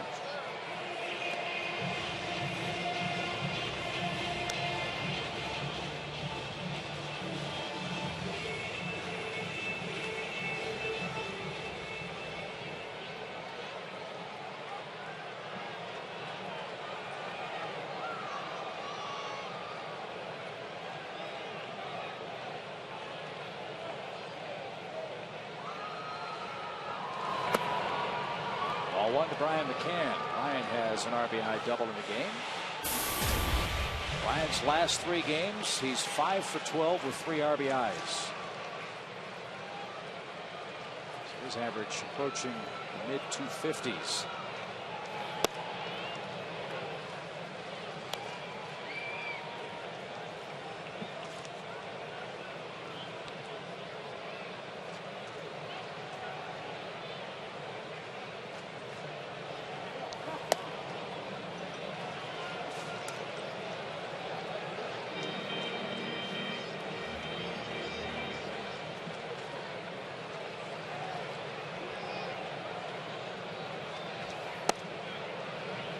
I think part of that for Brian, Chip, stems from all the shifts that were put on him. He's trying to get back to using all the field tonight. 2 well hit balls to left field. Broken bat, fly ball to right center. And Stanton is under it and makes the play. Well, Brian's going to see a ton of shifts in Tampa Bay. No team does that more than Joe Madden's Rays. But tonight it's Brandon Beachy's night. He leads 7-0.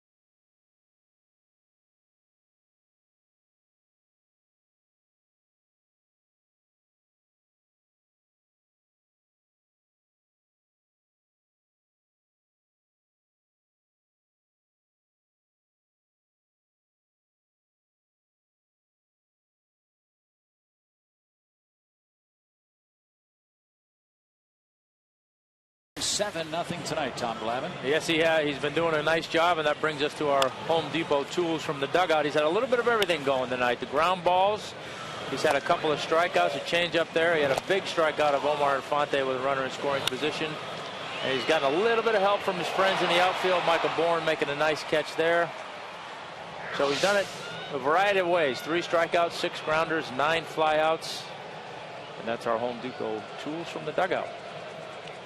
Giancarlo Stanton takes a called strike.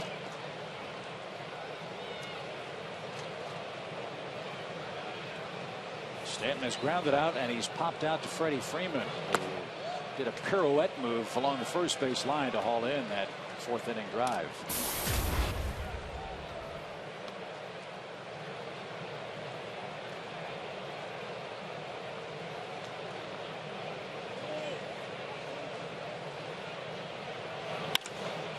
He hits a laser into right center field that Jason can't cut off. That'll die at the base of the fence. And Stanton has his 9th double to lead off the 7th inning. We were watching this guy take batting practice today, and he's really worth the price of admission just to come watch him take BP, because he hits line drives halfway up the bleachers and straightaway center field. And I'm really talking about line drives like this. This ball looked like somewhat of a routine single for everybody else, but he hits the ball so hard that the outfielders can't get over to cut it off. Yeah, he's one of those guys that from time to time you hear people talk about. When he hits the ball, it just has a different sound. Yeah. Here's Gabby Sanchez, 1 for 2 tonight.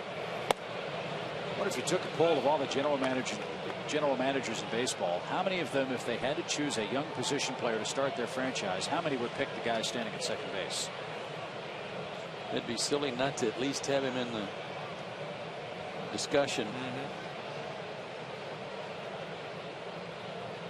And again, he's still just a kid. He's only 22. Coming off a 30-plus homer year last year. Already 8 this season. Taken in the same draft as Hayward and Freeman.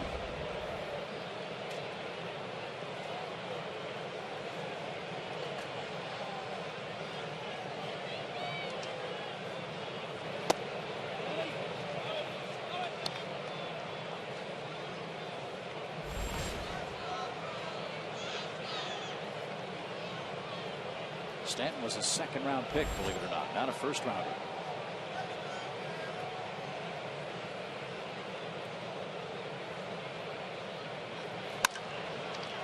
Funny hop, Chipper stayed with it. What a play! Is he all right? For his finger too, I thought. Maybe when he landed, that'll be our Toyota play of the game. Let's take another look at it. It did take a funny hop, Chip, to his left. Got to his feet quickly.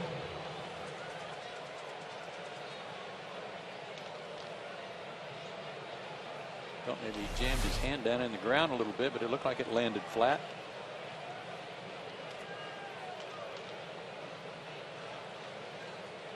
So Bonifacio bats with 1 out, and Stanton still at second.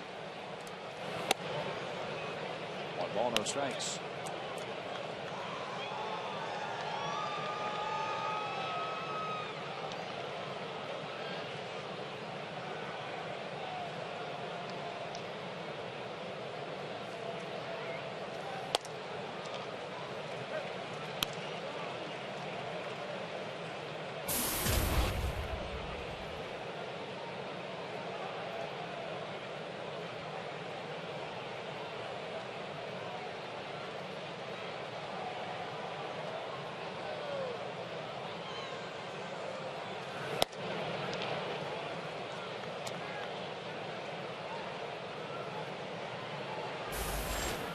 Mike Dunn, a former Brave, starts to loosen up.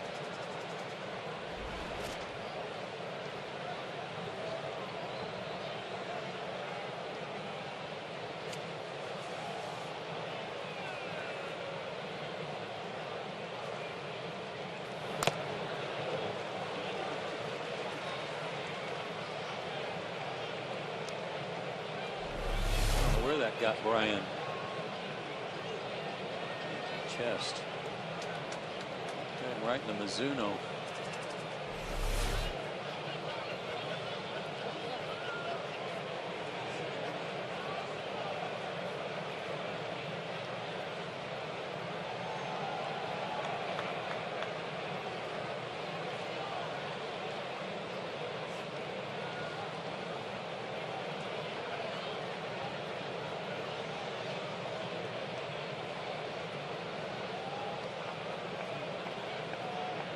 Two and 2 to Bonifacio.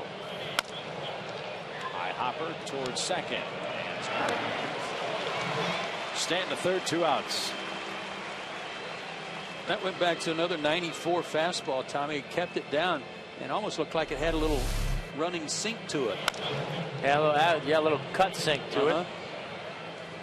But yeah, he's been sitting, 90, 91, 92, and then, like you mentioned earlier in the game, every now and then he can rear back for a little bit extra and get up there at 94. And like I said, that's kind of another built-in change of speeds without actually having to change a grip or change a pitch.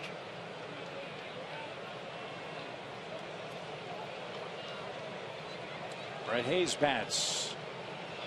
2 outs.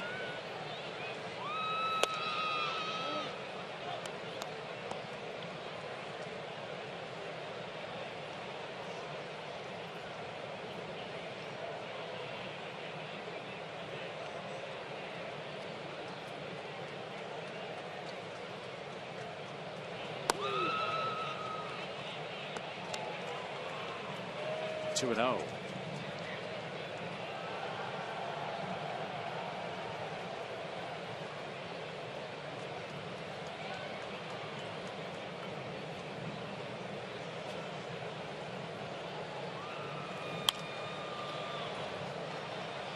and still throwing hard. That one at 92 miles per hour. And he's up to 95 pitches. That's really the fun thing about Beachy's year, is watching him really improve his efficiency, Tommy, in ball games. Well, he has, and that's the reason he's getting deeper into games. Last year he'd have 95 pitches in 5 innings, and you know, part of it was strikeouts, part of it was not as good a command.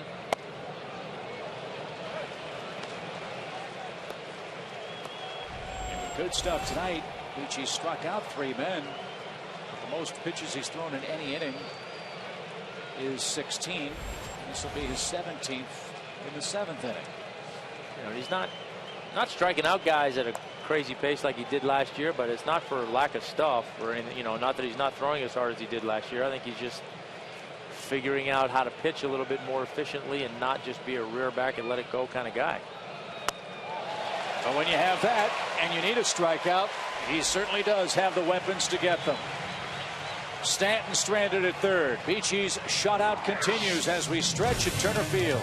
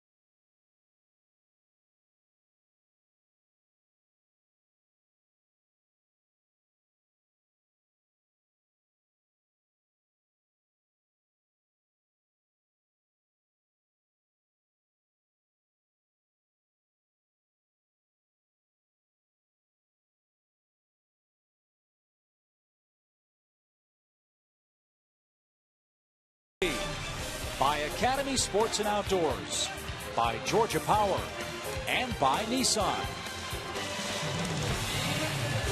7th inning stretch. That means everybody up singing and the girls dancing around the dugout. And of course, you asked me the other day, Tommy, about they're all wearing number 12. Why are they wearing number 12? So I asked Eddie Perez that same question. I said, Eddie, why are all the girls wearing number 12, your number? He said, because they were asked who's their favorite player, and he said, they're only human. I knew he'd have something smart to say about that.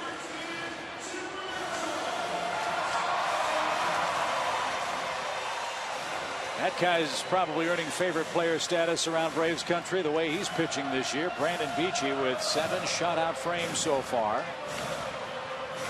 And he'll turn things back over to the Atlanta offense. Brian Peterson takes over for Bonifacio in center field. And former Brave Mike Dunn. He too's had some trouble in the bullpen. He was just called up from the minor leagues.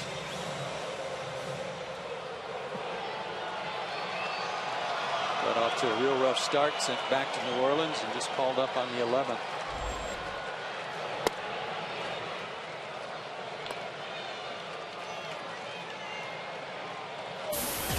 Mike, a converted outfielder.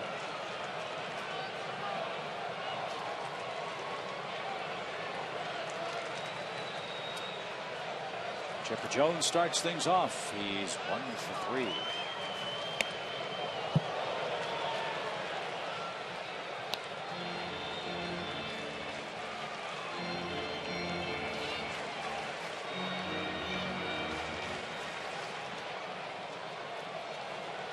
Seven runs for the Braves tonight.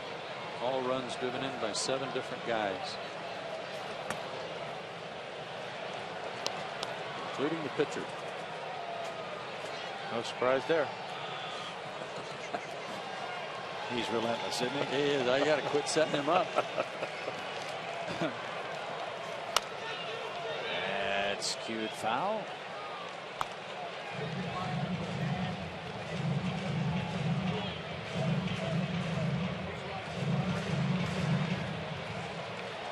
Light rain starts to fall as the Braves hit in this 7th inning. It's an official game. The Braves are officially throttling the Marlins.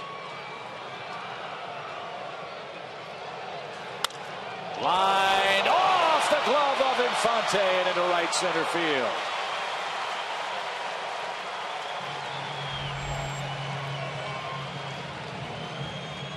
And you know, Omar's talking to Chipper about that.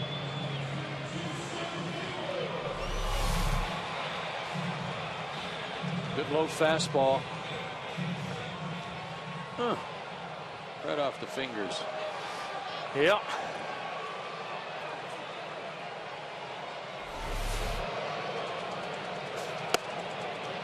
A little bit taller spikes. But he got to that one. 7 runs on 12 hits for the Braves tonight.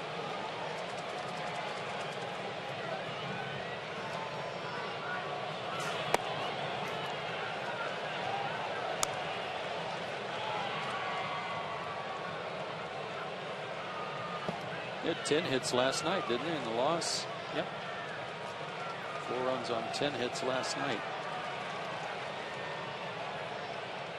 And they had some chances against Burley. I mean, taking nothing away from the way Mark pitched last night. He had some guys on. The Braves just couldn't break through in the middle innings against the Florida lefty. Or some people might say Miami lefty. But Freddy Gonzalez too said after the game that it would have been a different game too if Stanton hadn't made the great play. I mean, we were talking with Greg Walker before the game, and he was going through Burley's repertoire, and you're thinking, how's anybody ever beat this guy? No shot.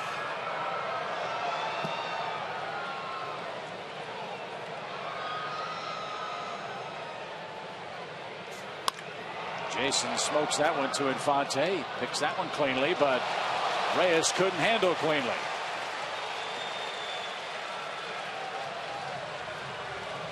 Chipper's forced at second. Hayward's at first with 1 man out. Save up to 40% off when you visit Turner Field next with the Chevron Family Value Plan. Packages begin at $69. You'll get 4 of each: tickets, hot dogs, sodas.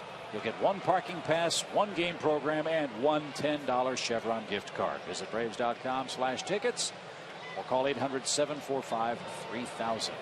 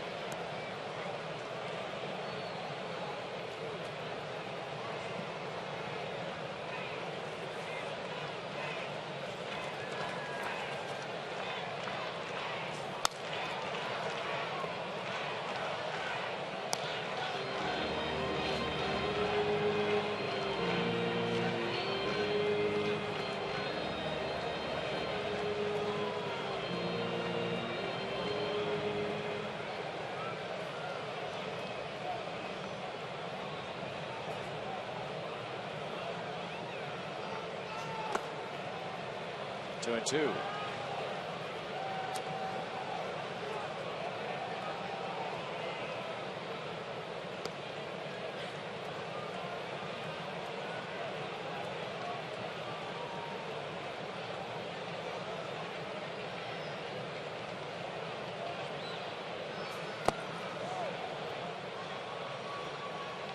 No swing.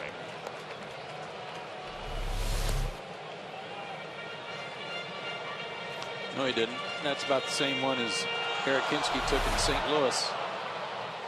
He got called out and thrown out.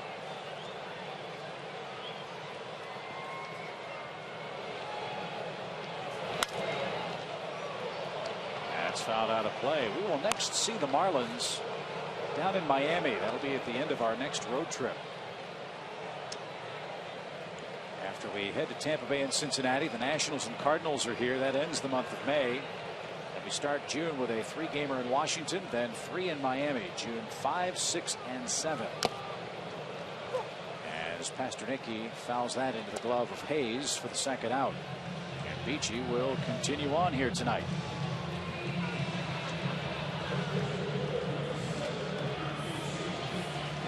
So there's talking before the game, guys, about the new ballpark. We talked about how big the place plays, but it's a real culture shock for some of the fans down there. They've had the roof on most of the early days of the season.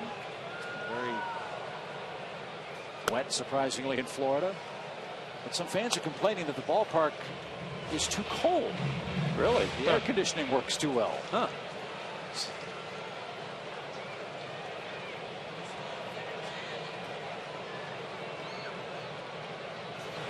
Laser Baker said it's because they've got so many more fans there. That's why it's so cold out at San Francisco, right? Giant fan in every seat.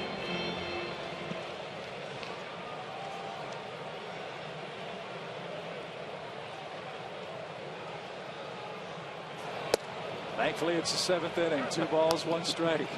I'm sorry, that was a Smolty joke all the way. Couldn't resist. Next time, try.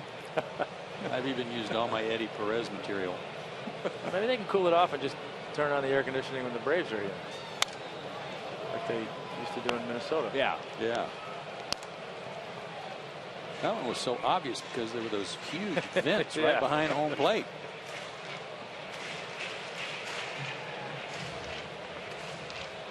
The Twins, 2 world championships. They never won a road game.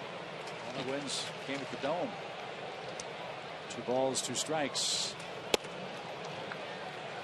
I think you would have liked pitching in their new ballpark. That's what I hear. I hear not only is it beautiful, but it's a good pitcher's ballpark.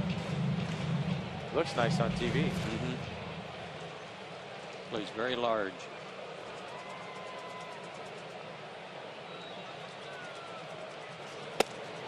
And that takes care of Brandon Beachy, but he'll continue his work on the mound. 8th inning. He leads 7-0.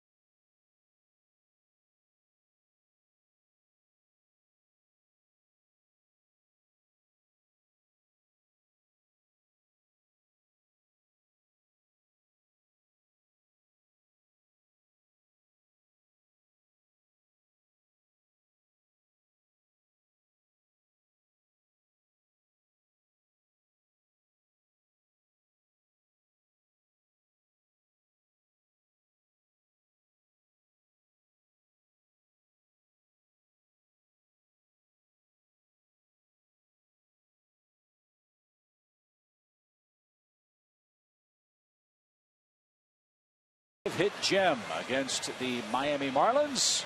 Zach Loggins tweets that Brandon Beachy has that Tom Glavine cool about him. I couldn't agree more. Never shows his emotions.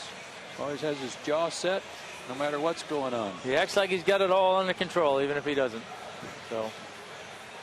And as you see on our Academy Sports and Outdoor leaderboard, through his first 8 starts, I'd say Beachy has things very well under control.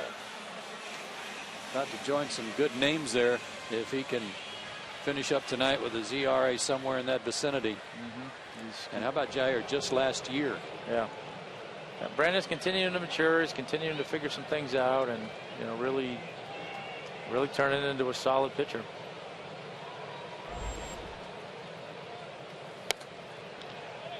Emphasis being on the word pitcher, not just a thrower. Yeah.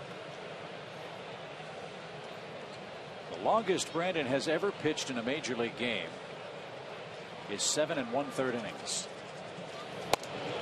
He's done that twice. The last time it was accomplished was April 20th at Arizona.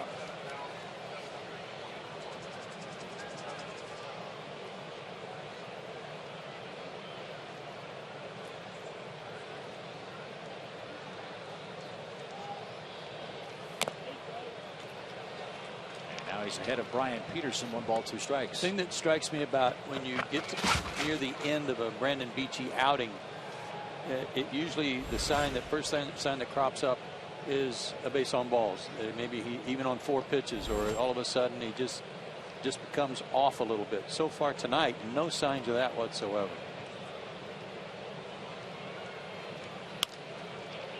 Nice pick at first by Freeman. Wow.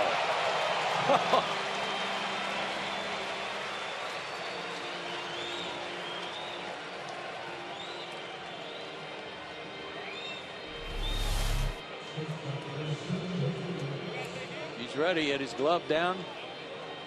Good fielding position. Brandon barely had time to get over there. What a play. Here's Reyes. Jose is 0 for 3.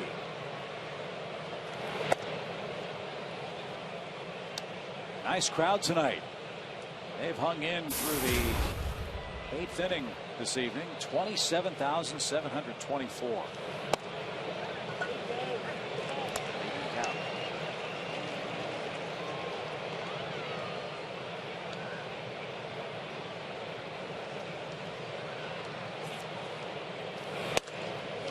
A couple of things at work here. Really good ticket offers by the Braves for this homestand, and Brandon Beachy pitching. I think a lot of people are getting turned on to come watch him pitch. And if Washington loses their game tonight, and they are doing that in the 8th inning, Braves back and forth in first place in the East here in the middle days of May.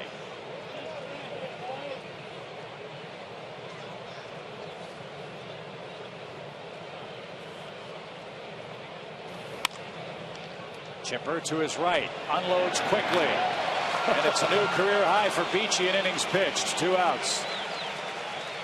Nice play, number 10. Fast runner. He doesn't have time to really take a bunch of crow hops, so he's going to Jack Wilson it. Just throw it from wherever you field it.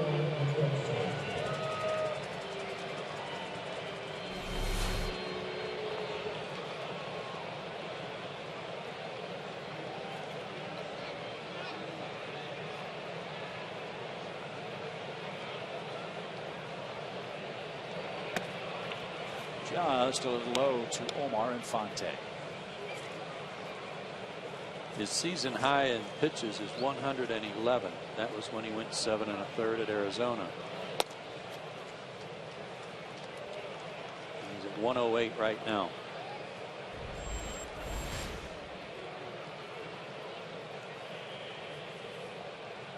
.112 is his career high. He sure doesn't seem to be laboring, does he? No, he's not at all. I mean, and that's, again, the beauty of his mechanics. Nice, smooth, keep repeating it, and just staying strong. To short. Beachy is through 8 with a shutout.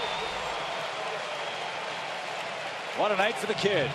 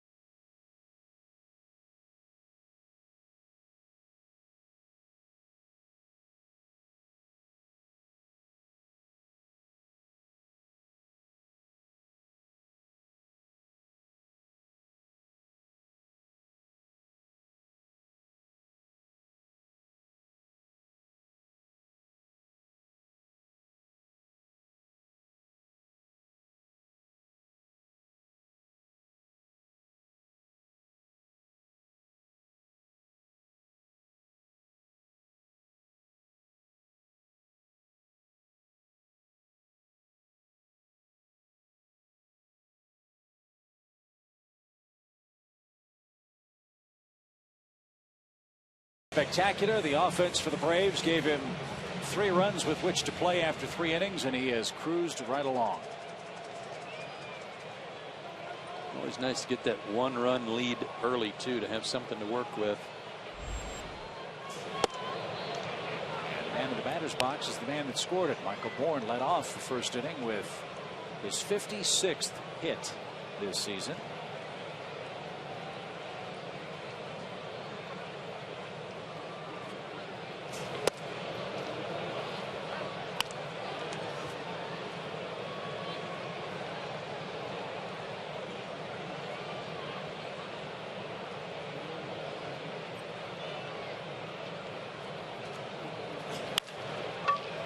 Roller out second.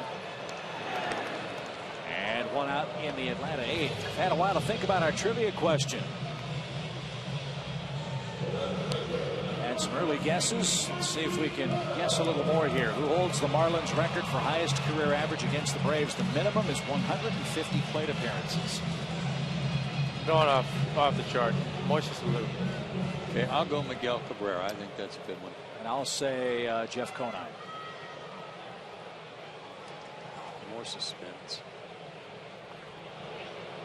Here's Prado.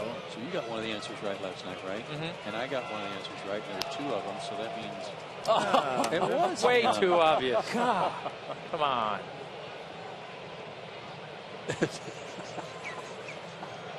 Wow. Let's make it even more in your face. That's it. I'm not doing any more games. I'm done. What was with that guy? Look, you know, the guy needed a little love, so, you know, I mean, he'll be able to talk about that for the rest of his life. Did you ever get to where you said, hey, just tell him what I'm throwing?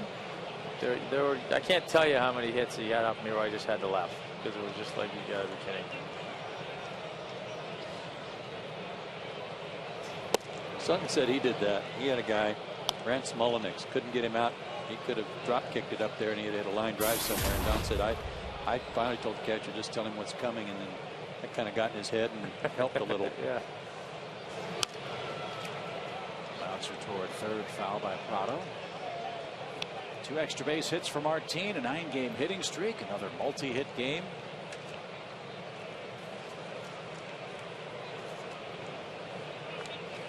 Martin seems to be more like the Martin Prado we saw a couple of years ago. His 14th multi-hit affair tonight.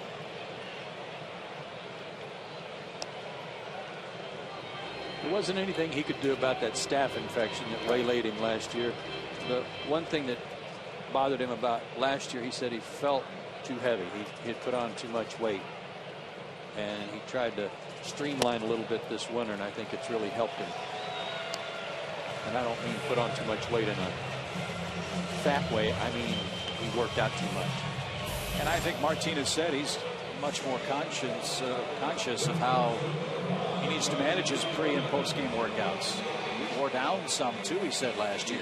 He's not in the weight room as long after games as he was. I mean, he's a ferocious workout guy. Yeah, we had that soundbite from David Ross earlier this year, if you remember.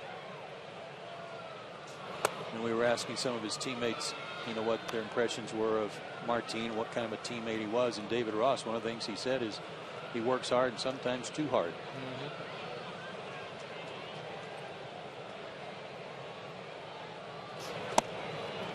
And I'm sure for him that was probably part of his routine when he wasn't playing every day, and then when he started playing every day and started having some success, he probably kind of stuck with it, and then get to a point where you feel guilty if you don't do it. But you do have to be smart about it. It's a much different animal when you're playing 140, 150 games a year, and you're playing here in Atlanta in June, July, and August when it's 110 every day. You got to be careful, because you wear yourself down in a hurry.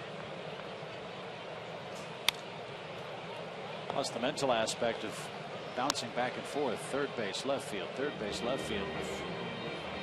The uncertainty at times last year of when Chipper was going to play. I think that the Braves have done such a good job of managing Chipper's playing time that's probably helped Martin, because he knows where he'll be playing perhaps. Bouncing ball fair at first. That'll retire Freeman.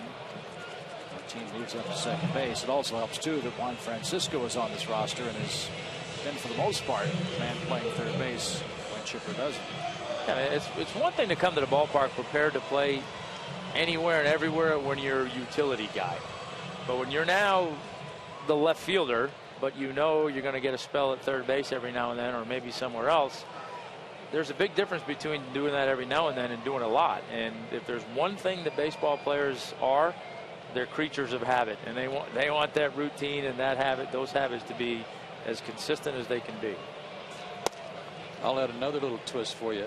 When the Braves at home are doing a lot of infield work and doing some drills, Martin always throws from left field, but he'll take ground balls at third. But during those infield drills, he's over with Ugla, taking ground balls and turning double plays at second base too. Pop fly foul.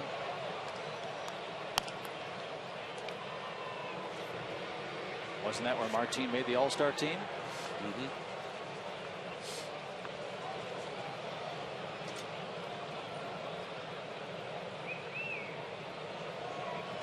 So that's another good insurance policy should anything happen to Ugla. He takes inside, 2 balls and a strike.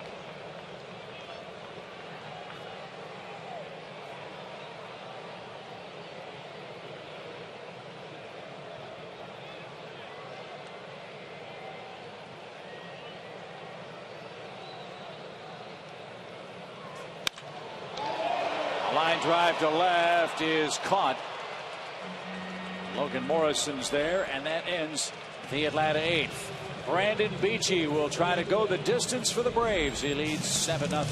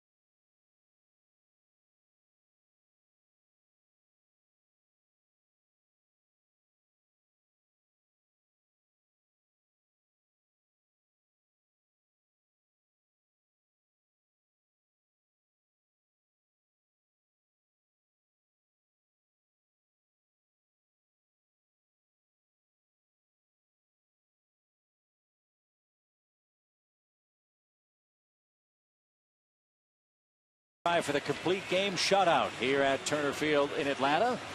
We hope you'll join us Sunday as we get a look inside the Ole Miss football program led by first-year head coach Hugh Freeze. Our cameras go behind the scenes for spring practice and the Grove Bowl, and we catch up with former Rebel quarterback Eli Manning. Don't miss Under the Lights Ole Miss football, premiering Sunday at 7 on Sports South.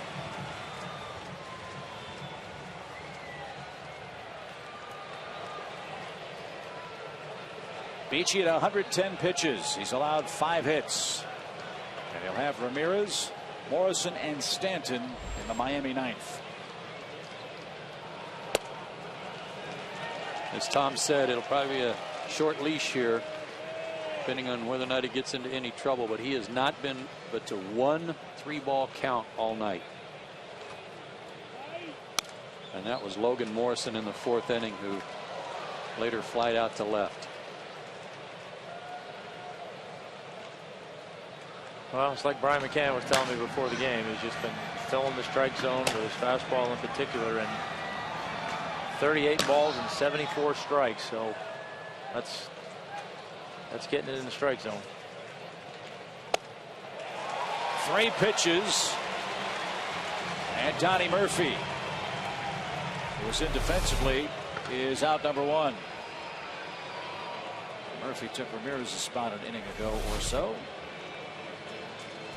There's your first out. Here's Morrison. Morrison's 0 for 3.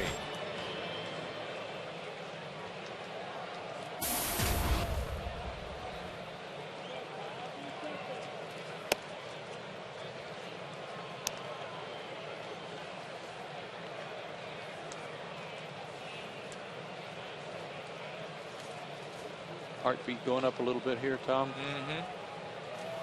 Kind of smelling it. Yeah, this is where even though you're up 7-0, you're going for a shutout. So in your mind, it's 1-0. You don't want to give up that solo home run or, you know, back-to-back extra base hits and give up that 1 run. You're trying to do something you've never done before. He already pitched deeper in any major league game tonight than he has in his previous starts. Braves have been shut out 3 times. Braves don't have one yet from their staff. 2 outs away from that. 2 balls and a strike.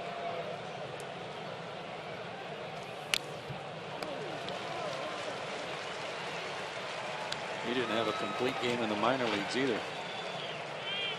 Not to mention any shutouts. That's not surprising. In this day and age, with pitch counts being what they are, and him having a power arm and probably having a ton of strikeouts all the time, I would imagine he reached his pitch limit pretty quickly. And he worked out of the pen a lot.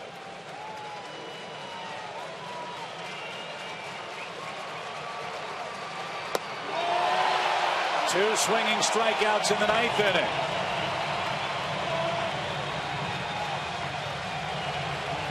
As we've talked about before, off the fastball, if you've got one of your off-speed pitches working to complement it, you got something going that night. He's had a couple. He's had an excellent changeup. He's had an excellent breaking ball to go with it. Well, and it's funny you say that, because that was kind of the philosophy we had back in the day, was if you go out there with 2 pitches, you're going to pitch a good ball game. You go out there with 3, you're going to dominate. And tonight he's had 3 pitches. I really like the way his changeup is coming around. I think it's going to be a bigger and bigger weapon for him.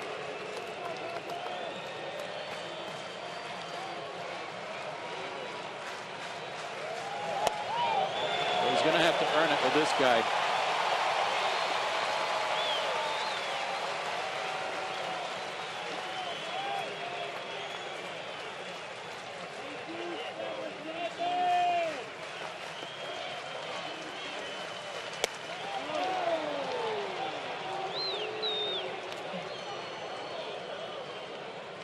Two balls and a strike to Giancarlo Stanton.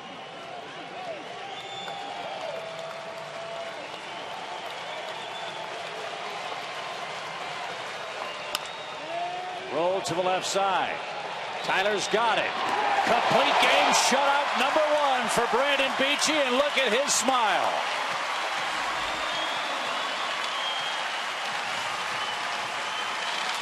The Kokomo Kid.